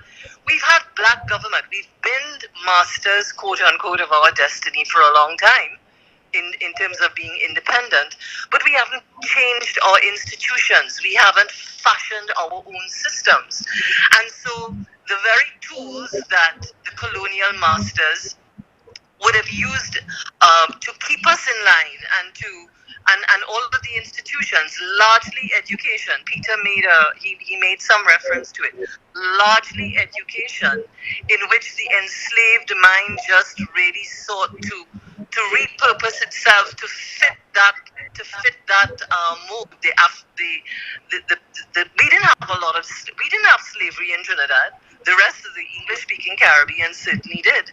Certainly, Barbados was one island of strictly plantations. We had the Maroons in Jamaica. We had a situation where the French and others were invited to come here because we were underpopulated. But historically, I do not blame simply the PNM as a party. That's another discussion.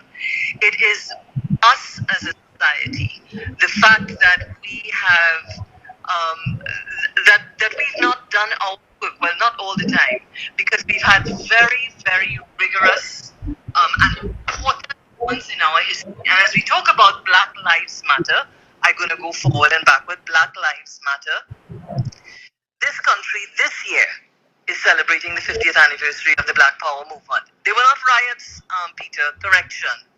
It was a mass social and political movement, and it drew people from all walks of life. You know, there's a photograph of Archbishop Anthony Pantin sitting in the cathedral, reasoning with the demonstrators who had entered the cathedral on February 26, 1970. People like Pakandal Dago, who was at the time president of the student guild at the University of the West Indies, they preceded Eric Williams and the PNM with really forward-thinking national development plans. There was a group called the Pegasus at the University of the West Indies, and Daga, who was at the time Geddes Granger, people like him, Roy Mitchell, Augustus Ramrekasing, all these people were involved in the national development conversation, so that what Eric Williams, for example, did in 1970 was he pulled the rug out, so to speak, by using the heavy arm of the state to actually do things that the movement of the 70s was advocating for and had been quite successful at. I'm looking at the photographs tonight of however many people are gathered on Black Lives Matter Plaza now in Washington, D.C., or how many people they had all over cities in the UK today, despite the regulations that they can't gather. We had a similar situation in 1970, where a young black youth by the name of Basil Davis, hanging out by Woodford Square, was not even a very active, or if you want to call him conscious, young brother. He, like many people, he was coming to the square, he belonged to a clique, and he was probably a little mentally unstable, and got into a situation where the police were being very forceful. And other brothers, people who were around, tried to intervene and tried to say to the policeman, "Oh God, don't mind him now, he's little miserable, ting, whatever." In the end, he was shot.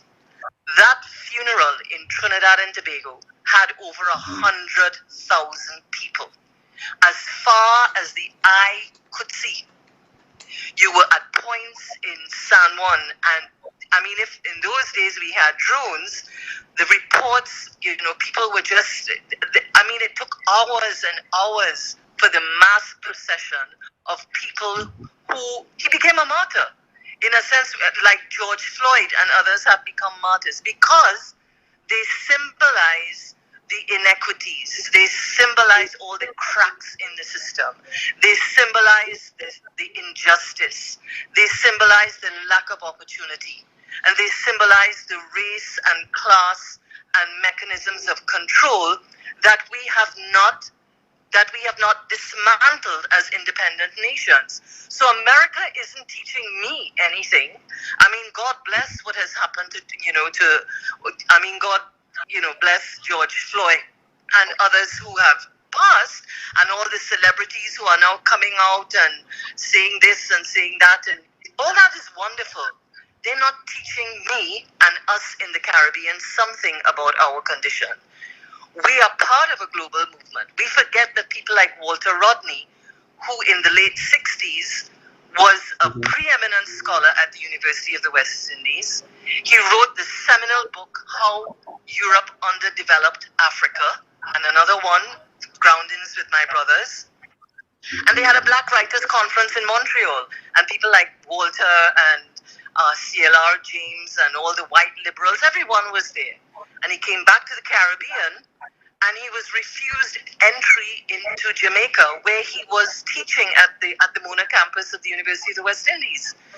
Then we had coming down, we had Rosie Douglas and these guys in Dominica. We we had people, and I'm talking about in my time, not even in the 30s, but what went before. In our country, we had stalwarts like Lennox Fair, the man who helped start the first steel ban movement in this country. A lawyer of Peter is around. You may know of him, or you know, a man who was a giant among men. He did not rip off his people. He took cases of poor people. He was an advisor, legal advisor to the OWTU, which at the time was one of the most powerful trade unions. Jack Kelshaw, a white Trinidadian who had roots in the Workers and Farmers Party, was with those guys like Vernon Jamada and the early guys coming out of Count Colony and what have you. So we have been fighting. But after the 70s, when everything was nationalized, Dr. Williams was very clever. He was an historian. So everything that the movement and NJAC, which emerged as the leadership organization out of many organizations that included clergy, that included intellectuals, Tapia House, James Millett, Roby, those guys down south, they were Black Panthers in Belmont. There were groups organizing themselves and reading and writing and paying attention. But then came the 70s and the first oil boom. And then everybody, you run the money, and then you jailed everyone because we had 2 consecutive states of emergency in this country. Everyone talks about 1970, but Williams declared a second state of emergency in 1971. July 27th, that we seem to remember always, for July 1990 and the Muslimin insurrection, was also the anniversary of those soldiers like Shah and Nasal and Bazi being released from jail, being on July 27th, and that seminal speech that Rafiq made to the courts. So I was the younger generation. We were the students, we were the secondary students in that period.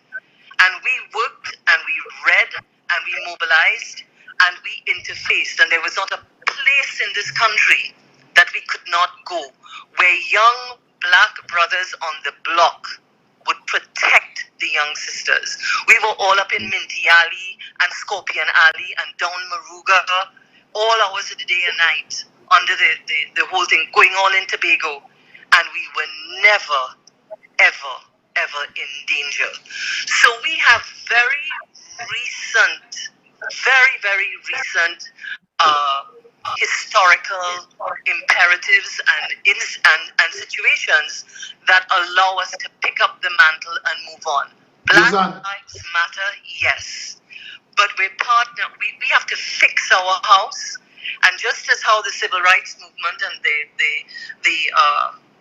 the militancy of the Black Panthers movement and Malcolm X and what have you coming down were influencing youth at the time, the one thing I'm happy to see is that for the first time in about 30 or 40 years, young Trinbagonians and hopefully others across the region are questioning these notions of identity, because unless we understand the Latinos, the Jews, all the Irish, people call themselves American, but they also celebrate their ancestry. And when you take away a person's, a man, a nation, a people's memory from them, it's a handicap.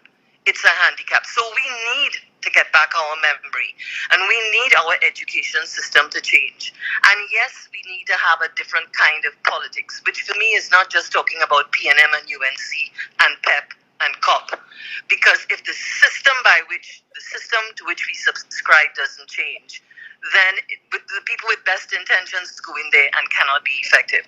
So, I'm going to leave all your fellas. Josanne, before you go, and I want to tell you on behalf of everybody, because you've held some strong tigers here in rapt attention, and I'm sure everybody else who are following this entire conversation tonight. I want to ask you, can we reach out to you to join us to a follow-up session early next week? How much you paying? I will leave Atto to handle the finances. No, I'm just joking. Josanne, No, I thanks a mean, these lot. conversations have to continue, Absolutely. as in many fora as possible, and we don't always have to agree. But I think the conversations are really, really very important because we have. I mean, I would include. I mean, I have children of two generations, one in their 40s and one in their 30s. I would say the one in the 30s probably a little, maybe not as and exposed. I don't want to say enlightened because it's a different time and a different world with social media for them, but as enlightened because we have not. If I go to the University of the West Indies, as I have done almost every year that 1970 comes up, every year I meet a new batch of students, and it's like you're starting all over again. So if we don't even know our most recent history, how are we going to deal with moving forward? On what basis are we trying to build a society? Just by changing a political party? I don't think so. I don't think so. And I think And that these are Josanne, things. and I need to say to you, that's the purpose of this and all the many conversations that we've been having every night. That's the purpose of it, and you actually made the point. And I have to let you go because we have other guests to bring on now, and I'm so happy that we got you and that amount of history that you gave us. It's such a little space of time. Early next week, we're going to be calling on you to join an actual panel to continue this contribution, okay? Well, I need to know who's the rest of the panel too. Absolutely, no problem at all. Yeah? All right.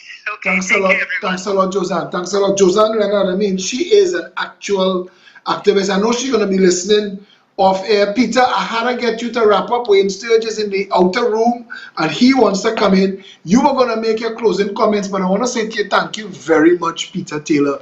You're a man that I am coming to respect for his ability to stand up away from the crowd and speak his truth without it making a mess. I appreciate you every time you come on the show. I'm humble. I think it's a tremendous conversation. I think, as I said, as I started, I will end.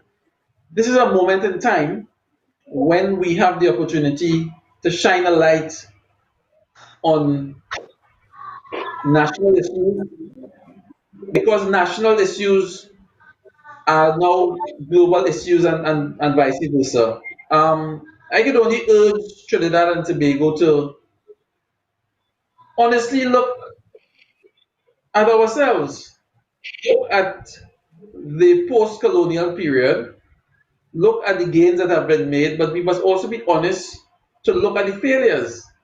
And we must understand that we are the ones who have to effect that change.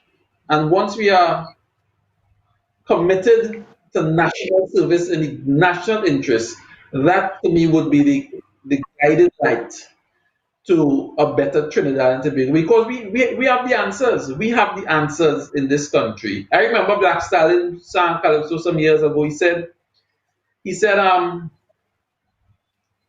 keep the money, but run the head.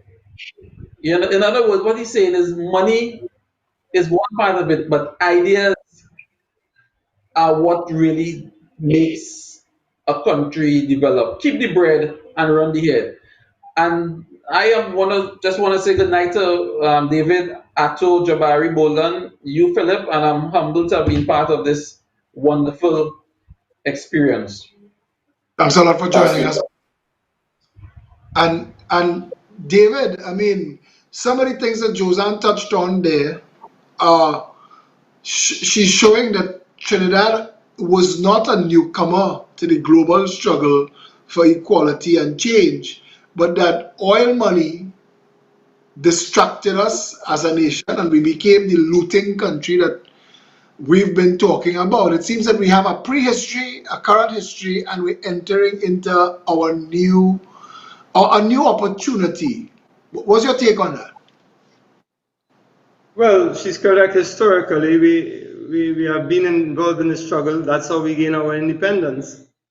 And subsequently, we had struggles in labor, and which I think were all a forerunner to the Black Power Revolution and how a lot of Trinbagonians saw themselves in that struggle.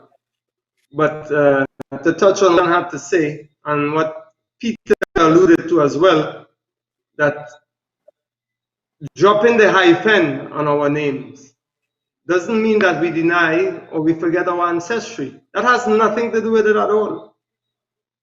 That's our ancestry and the struggles of our ancestors should always serve as a reference. It's where we came from. But it's not what is going to launch us forward. A vision, a national vision, is what is going to launch us forward. No one can tell me they looked in their history and used that to launch them forward. That's completely incorrect. And that's absolutely correct. You're absolutely correct. But she just didn't want the conversation to happen in isolation, and I understand that. But you are spot on that our going forward must build on the things that she said. Continue. Of course, I mean, and that's what, and no one is saying that we should forget our history. As a matter of fact, we should use that.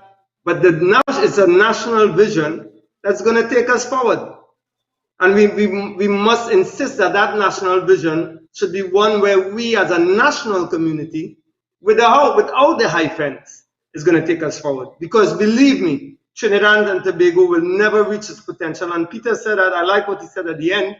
The ideas. What Stalin said, it's the ideas. We can have all the money without the vision, without the ideas, we're going to be exactly where we are now. We can have less money with a lot of ideas, a lot of vision, and we would have been further ahead than where we are now as a national community. Absolutely. Look at Singapore. Singapore is Trinidad if we had sense, Atto. Yeah, and I love the fact that you use Singapore as an example a lot.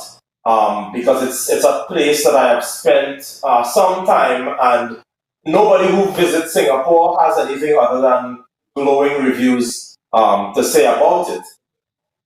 Being in a country like that and knowing that they have done more with what they have than somebody like us who, I think it's fair to say that we have squandered a lot of what we have been blessed with. The question, I want to second what David is saying about the vision, but it's not just a national vision, it's a national execution. And to me, that is where the rubber sort of meets the road. The vision is great. I think we have tons of people. Listen, I am constantly amazed by the number of people who are born and raised in Trinidad and Tobago, some of whom still back at home, some of whom are excelling all around the world, who are just flat out brilliant. So I don't think we would have a problem in the visualizing of things. My concern is, who are the people that we can put in power to execute a national plan? And that's why I think I am content to sort of sit on the sidelines because the execution, we have had tons of speeches and all of that, but it's the execution of it that I'm a little bit more wary of. Atto, I love that you're saying that, but I want to say this to you, though. We've had a lot of political movements become subservient to whatever the ideology, I can't use the word ideology, the looting mission of the leadership. We've never had any political movement in this country come to the people and say, these are the reasons why we fail. This is how we go forward. These are the people that will actually do it for you, that will fix it for you. You just said it. There are so many beautifully talented, globally recognized Trinbagonians. We punch so high above our weight class. We just have underutilized. I tell people all the time, look at the 41 people in that parliament and tell me how the hell that is the brightest and best of us. Look at what comes out of it. Well, now that Peter is gone, I believe I'm the only one of the three of us that actually has spent any time inside of that building. I can tell you that very soon after I had to go to that building on a Tuesday, I realized that, one, I had no business there, and two, now I understand why in this day and age the country looks the way it does. Because if that is what is going on in there, and they, as Joseph, I believe, said, set the national agenda, then the problem is in there. Every single person who's been on the show, including well-known criminal attorney Wayne Sturge, who is joining us now, criminal defense attorney Wayne Sturge, he's coming into the show now. Good evening, Mr. Sturge. Thank you very much for making the time to join us on this conversation. Good evening, Philip, and good evening to the guests and your viewers. Good evening. Right. Good evening. Good evening. I'm sure you've been following some of the conversation, and the question remains, and to take it back to where we started, the start of the conversation. In a country this wealthy, 58 years old, we've made and spent $3 trillion. We have nothing to show for it. None of our systems work. Our country feels like a failure. But to the black community in Trinidad and Tobago, who has been left continuously holding the shortest, dirtiest end of the stick, the question remains. There've been black governments in office for most of our history, yet it seems that we can ask a question: do Black lives matter in Trinidad and Tobago?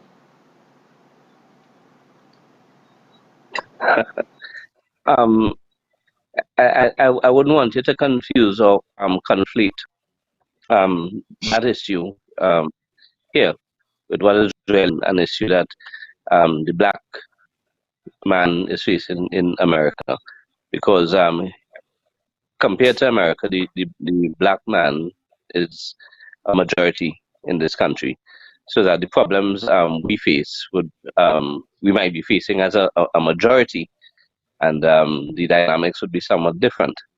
But I think I get what you're saying, because although we are the majority, we are this time by a minority, whereas that is the opposite in the United States, where the minority is being oppressed by a majority.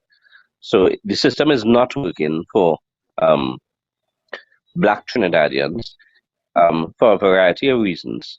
And it can all be traced back to a lack of political will, a lack of any real control of how politics work. And we are, in essence, the black man doesn't really have a party. He's made to believe that the present government, the PNM, is his party. But really, it is owned and controlled by a minority. And because of the lack of education of the majority of black Trinidadians, they don't realize the power of their vote, and they are being used to further the agenda of a minority. And that right there is the problem. I think this can only change over time with education. Outside of that, change doesn't come unless blood flows, or like in the United States. I mean, I remember as far back as 1992 when there was this issue with Rodney, and one felt that would have brought change, but it hasn't. But I think, as my friend Mario Merritt has said recently, America is about economics. And the fact that there's so much destruction now and so much concern about the economic loss that the Americans would face, that might be the very thing that might cause America to change, where they'll realize that racism is not working for them, that it is to their detriment to continue to uphold a system that oppresses the colored minority. And that might be the impetus here, unless there's some radical sort of change, because education is going to change things piecemeal, if at all. So unless there's some sort of radical change, I don't see change happening here. Wayne, before I let Atto and David jump in the conversation and the points that you're raising, you bring a perspective to the conversation. You're one of the most, I guess you're the busiest criminal defense attorneys in the country. And I wanted to talk to you about the population, or the percentage of blacks that make up the people at that lowest rung of the ladder in society. And you've spoken to me, you've told me things in the past that I always am shocked at the depth of how far you go with these things. What is the, what do you think is the reason why it is as it is? Mostly education, and again, because people don't understand the power that they have. And listen, simple issue. I know you might disagree with me on this, but you had the issue with Diane Hunt. You had the issue with the chap from Starlight. You had the issue with Anthony Boarding, Peter George, and the rest of them. And they'll continuously do it, rub it in our faces. We'll catch a hissy fit for 2 or 3 days.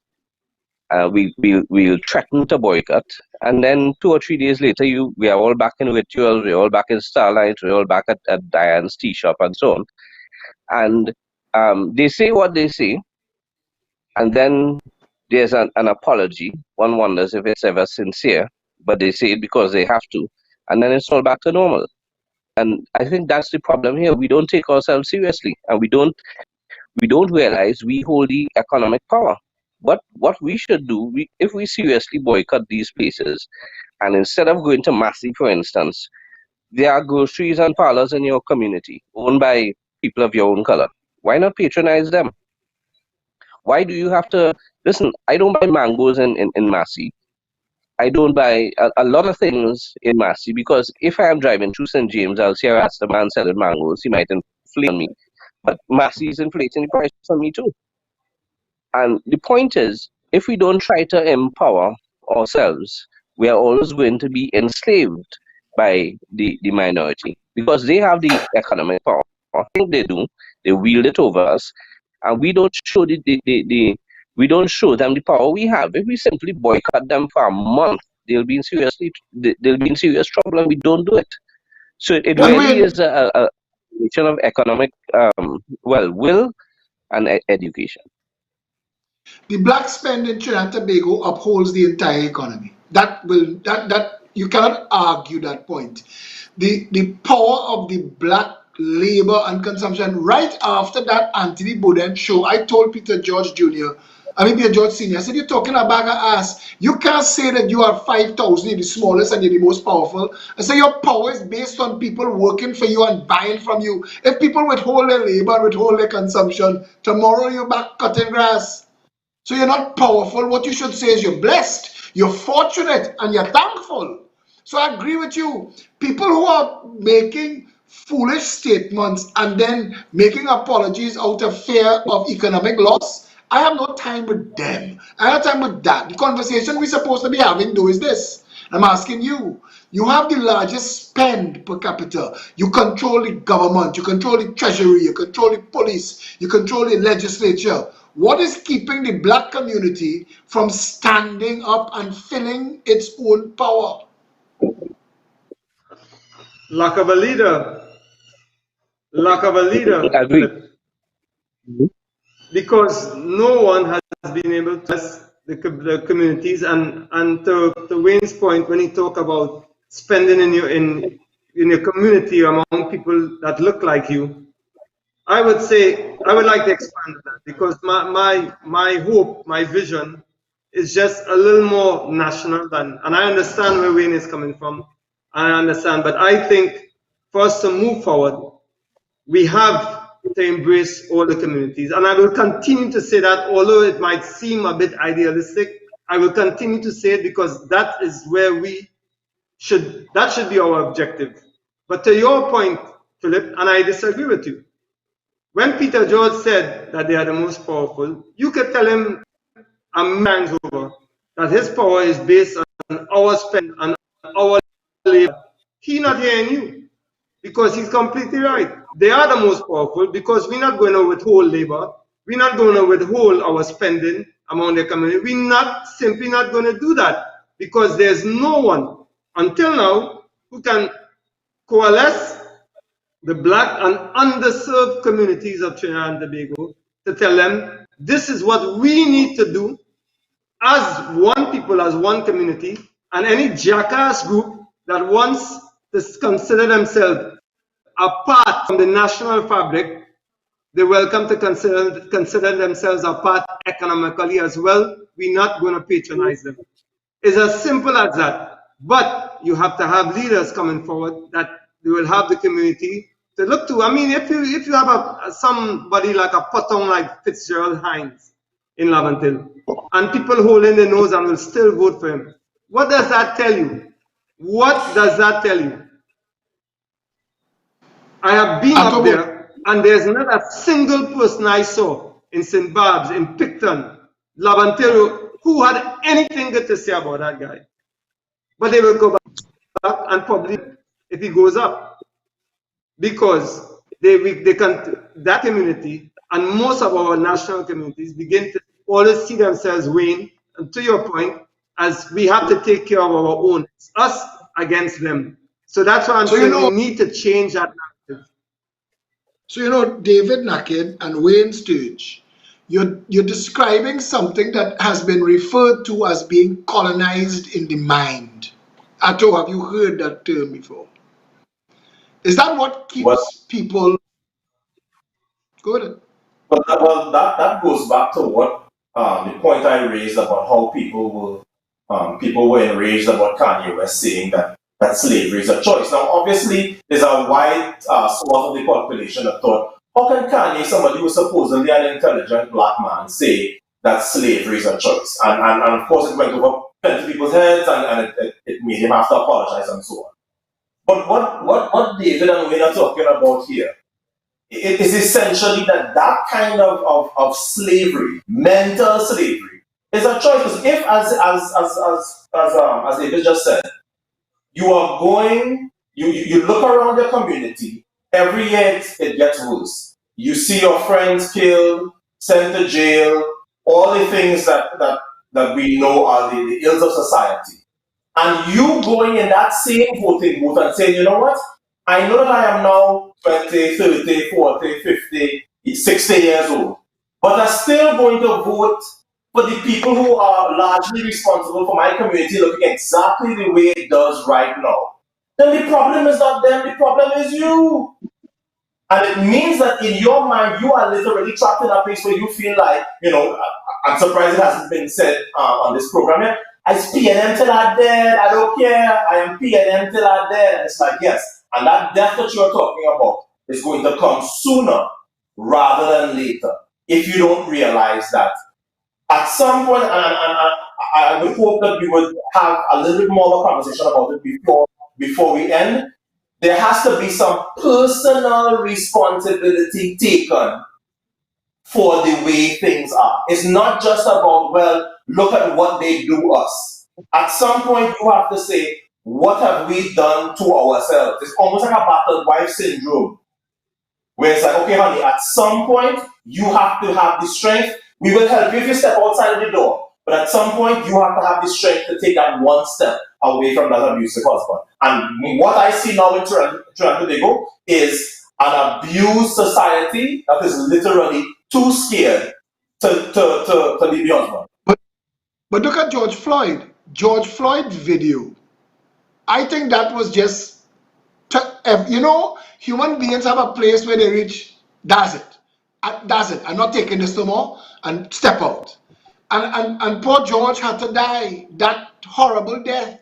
And that video had to go around the globe, and people had to see that this is the injustice that people are talking about. This is the injustice that you are exposed to. In Trinidad and Tobago, can this be a catalyst for us to wake up and change, or do we still have to continue down the road after this has passed and still be slaves to our own minds? Wayne Sturge, you put the ball in play. What do you think? We don't have the type of problems that the Americans have, and we wouldn't have a George Floyd type situation, because the underprivileged, or those who are socio-economically depressed, who commit crime, or they find themselves with that sort of situation regularly. And the thing is, there's an upsurge of police killings in this country. And when a black man is killed in this country by the police and they paint the narrative, and look at his record, the thing is, a lot of us cheer. We cheer on the police. We say good riddance. I'm glad to hear you Not say that because when you went down this road, I said, at what if let's say that tomorrow, I'm sorry to cut you off. I just want to make this point. that's If right. tomorrow we had a Floyd case in Trinidad and Tobago, in Trinidad, right? Let's say for the Spain or Lambton, somebody films abuse of police on a young black male or black male, and it's a 9-minute video where you're literally getting to see this man lose his life because this guy is murdering him because of how he's being treated. Here's where the personal responsibility comes in. And I want you to touch on this. I feel like a lot of us would say, you see, them fellas, they always say, it's good for him. That's what you get because them is the fellas that come and. So at some point, where's our responsibility to say, listen, it don't matter what that young man was accused of, he ain't deserve that. I don't feel like we would be that lenient when it was one of our own. Sorry, go ahead. No, we are not, and I agree. That's the point. You see, it happens on the regular. We'll see videos about it. Philip, I don't know if you remember, just less than 2 weeks ago, 4 police officers were arrested based on a video where they shot and killed an unarmed man in Maloney in 2018. They were arrested. They were not charged. That was on video. Man hands his hands up. He's falling out of the car. He's not armed. He may have shot at them 15 minutes before, but they executed him. The police officers were arrested without charge, and there is a video that went viral, and nothing was done about that. And the short point is, in this country, when people are arrested, usually invariably it's people of a certain color and so on, or from a certain area. You'll have, I hate to bring race into it, you'll have a lot of East Indians cheering, but the problem is they're not the only ones cheering. You'll have people in the black community, educated black people, who would cheer and say, good riddance, we got rid of that pest, and so on and so on. They would never look at what the police is doing, that the force was excessive, nothing like that. And therefore, you will never have a George Floyd type situation in this country. You'll have close state. You might get close state if there's a member of the 1% who does something like that. And then they'll come and apologize. And then, of course, the network at the top would protect them and they'll be released.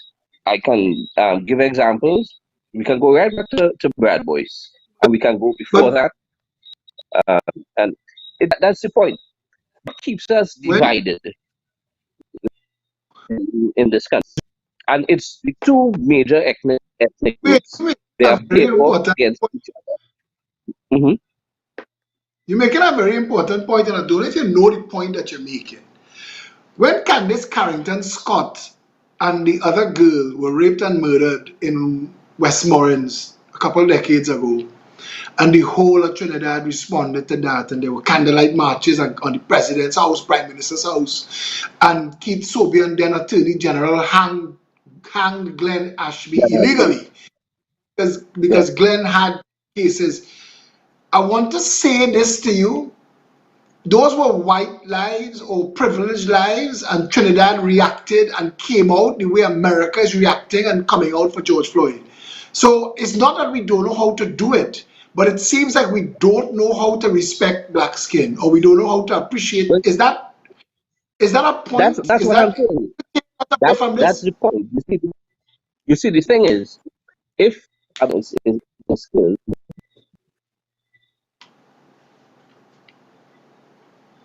there are some things to say to justify, and that's the end of it. But you make the mistake of killing 1%er, you'll have another illegal hanging again. And that's how it works here. So there are certain lives in this country that are more valuable than others. And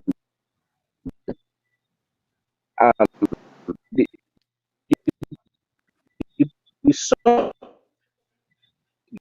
get a little bit better than went to primary school with, who didn't go to the prestige school, they didn't go on to CIC or Fatima or wherever. They had a different upbringing, a different destiny, and you you look at them, not you, then nothing is Wait, going to change. wait, your connection bad. So we're not getting the gist of what you're saying, and people actually loving what you're saying on the comment threads when they do hear you. But we missed a lot of what you just said there, and I want to say also, I just realized it's 9 minutes to 11. It's almost 3 hours we're going at this, and the audience still there, and everybody, people telling me, don't stop the show, don't stop the show. But I mean, we had to bring it to a close. Wayne, I want to give you the opportunity to give us your closing comments first, if you could try and get it in there. But I want to say to you that we need to get you a better connection for part 2 to this show next week. And we need to make sure that you have a better connection. So you come and make these points, because you light up the comments threads. I thought people were falling asleep, but your internet connection seems to be bad. Yeah, I'm far away from the apartment, so that's why. But what I was saying, and I'll put it as part of my closing comments. Until we have self-respect, until we learn to respect ourselves and value ourselves and see ourselves for how much power we have, nothing will change unless we. And maybe it was conditioned in us from growing up looking at television and so on. We somehow believe that those who are of a lighter hue, that they have a more inherent value in them. We need to get rid of that sort of thinking, and we need to value ourselves, value all human life, and look at things justly, so that when we see something happen, we don't simply use race or class. We look at it passionately, and we are able to say, listen, this was wrong for this reason. I put up a video, I shared a video. I can't remember the name of the girl, but an American girl was necessarily seeking to justify the murder of George Floyd, because she did say he's still entitled to justice. But she was making the point of all the crimes he had committed. And you see, we need to look past these things, because no matter what he may have, he was a human being. And if something happens, you have to look at the situation and ask, was this justified? Agreed. So I think the closing argument in essence is we simply need to start taking ourselves seriously. But we also need to understand that we are all human beings, regardless of the distinctions in race or whatever. We are all going to end up down on the ground in the same place. So whilst we are here, we all need to embrace each other, celebrate our differences, and not use it to attack each other. Good, you sound like a politician there, Mr. Stage. I love that closing comment. I'm not. I love it completely. Nice. That always a pleasure having you here, my brother. Always a pleasure talking to you. Thanks a lot. Glad. David Naked, you touch some points when you speak, and I want you to, if you could, condense your position in your closing comments here as we bring this show to a wrap. I want to tell you, thanks a lot. I know you had to move a lot of things around to make it possible for you to be on the show, and you stayed for a large part of it. I really appreciate it. Thanks a lot, buddy. Closing comments. Welcome anytime. Just to expand on Wayne, what he said, I liked it. When he spoke about our people do not know our inherent value. And that's mostly within our so-called Afro-Trinbagonians and so-called Indo-Trinbagonians. We do not know our inherent value and what we can do to make things better for our country and ourselves. I mean, proof positive of that is just look at the many apologists among the Trinbagonians of so-called East Indian descent and of African descent who ran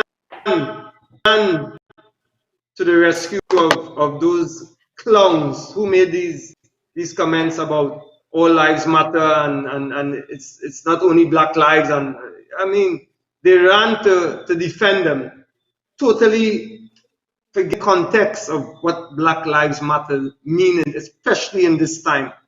I mean, Black Lives Matter because it has never mattered. It's exactly as you phrased it before. It has never mattered. And that's why it matters so much now. So to have these idiots and these entitled clowns coming with their all lives matters, as I said in my article, it's just a chance for them to try and claim association to whiteness. When in truth and in fact, most of these same clowns, if they go to America and England and Europe, they will not be considered white by any stretch of the imagination once they open their mouth. Once they open their mouth or tell the name, my name is Habib and Aboud and Tanus and whatever, they will know then exactly. So what we need to do, I think, is show our value, show how enfranchised we are as a people, and realize who is responsible for the condition we are in as a people. And it's just simple math and intelligence. This PNM government, 43 years out of 58, that is enough said. Enough said. David, it comes down to leadership and people looking to people like you to step up. And I hope you know that every time you speak out, people saying the mandate is falling to people like you, and I hope you're ready. Appreciate it, Philip, and thanks for what a wonderful planet you have. Nice to see Otto again, and Wayne and Peter and all those who are involved. So have a good night, guys. Take care. Thanks a lot for joining, David. Good to see you, David. Atto Bolan. What a show we had tonight. It was supposed to be a 2-hour show. It's 3 hours running. People telling me, and we have to bring it to a close. But I think that we have to, Josanne is correct, we have to have more of these conversations. And I'm happy that people are seeing that there are so many bright, strong Trinbagonians who could stand up and lead this conversation. Take as much time as you need for your closing comments. Wrap the whole show and tie it together. Tell me what you think we accomplished, if anything, tonight.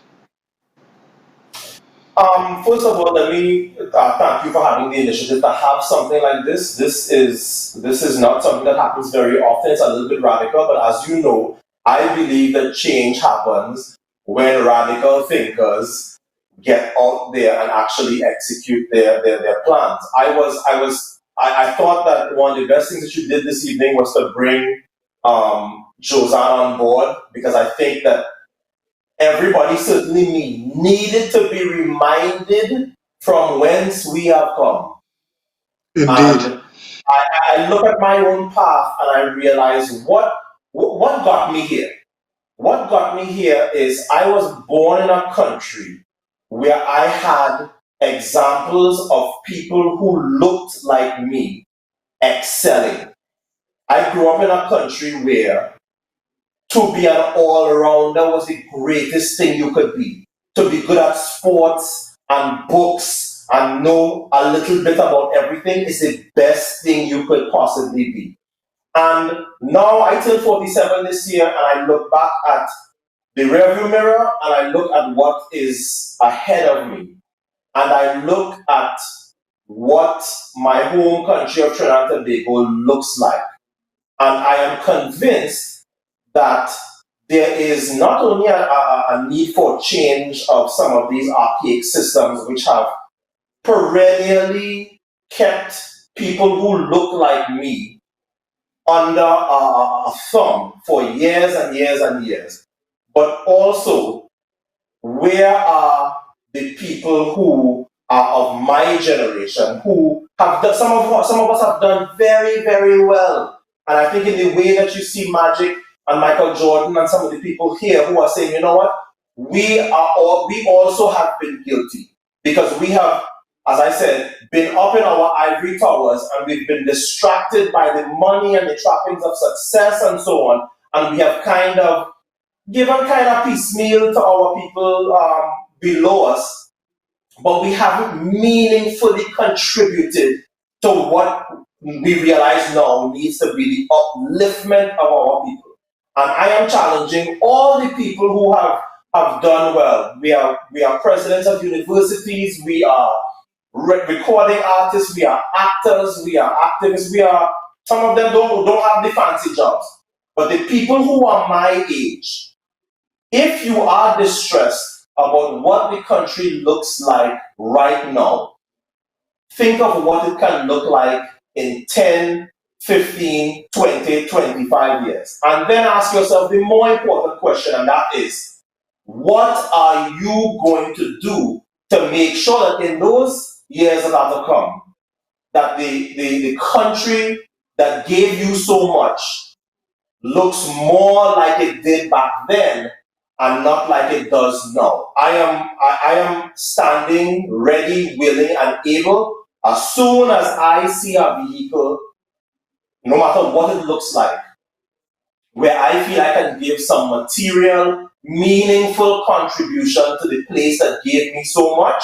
I will put a lot of what I am doing on hold and on the back burner, because to sit and have the vision, as I said, is one thing. It's the execution that I think that has been lacking. So I want to thank everybody that has been paying attention and has kept us going for these 3 hours. You all, Philip, you think I'm a sprinter, 100 meters, but this 3 hours thing, this more marathon than anything else. So kudos to you and to the PDP people behind the scenes who have taken the initiative to put something like this on, because I guarantee you that nobody else in Trinidad and Tobago on a Saturday night at this hour saw fit to put this kind of thing on. So I feel very privileged that you asked me to be on, and I feel like I have received way more from this conversation with yourself and the other panelists than I could have possibly expected. So kudos to you and the team. Thank you, my brother. On behalf of everybody else, Satish and Pep Media, the crew, thank you for that. And I want to tell you, you bring a light to the conversation. And I know that you're a brand now, you're an icon now. I'm happy to hear the words that you just said. It gives me hope. I look forward to furthering this conversation. We're going to have a part 2 to this. So you know Satish calling you to book you for that show. Enjoy the rest of your Saturday. Thanks a lot for being here tonight, brother. And Trinidad and Tobago, look at that. Look at the wealth of knowledge that is available to us. I sit sometimes in awe. I write a lot, I read a lot, I talk a lot, but every time I get an opportunity to sit among that much brilliance, I like to listen, take it in, and learn. We have so many good people that have been underutilized, marginalized, and on the sideline. It's time to change that. It's time to create an avenue. And there is a saying, when the people are ready, when the student is ready, the teacher appears. I hope we, the students of Trinidad and Tobago, are ready, because we need to change the way we do politics. We need to change the way we do leadership. We need to change the way we do society. This idea that we could continue fighting, I mean, on the thread still, they have a couple fools, UNC supporters and PNM supporters, that fighting each other with race and pelting racial slurs at each other and using racial narrative. And it is so silly and it is so stupid. I keep saying half a ship cannot sink and the other half go merrily along its way. It is only in unity will we find prosperity and success as a nation. We need to come together and stand together. We need to claim that red, white, and black, all of us. We need to say, I am a Trinbagonian, this is my country. I just said it. What will we be 10 years from now if we stand together and work towards a better country? What will we be 10 years from now if we do nothing? And what are you prepared to do? What are you prepared to do? I want to thank Peter Taylor, Garvin Nicholas, Josanne Leonard, Arthur Boulder, David Naked, Wayne Sturge, everybody who made themselves available, Satish Ramsaran and his crew that have worked so hard to make this show a reality. I want to say I am humbled to get this opportunity. This show reminded me of a show I did with Raul Pantin and Trevor Sudama and Smart and the other people who were present for the 1990 uprising, and a lot of people called in, and This show reminded me of that experience. I looked around and I saw people tonight who brought to the conversation more light, more guidance. If you do not take away from these experiences that Trinidad has the remedy for its own sickness, if you don't take away from this that all we need to do is stand together, then we're not going to be able to fix it. And I am hoping and I am praying and I am betting that we, the people of Trinidad and Tobago, understand that we can be better than this and that there is a way forward. I am looking forward to the part 2 of this, and we will keep you informed. So until then, stay safe, Trinidad and Tobago.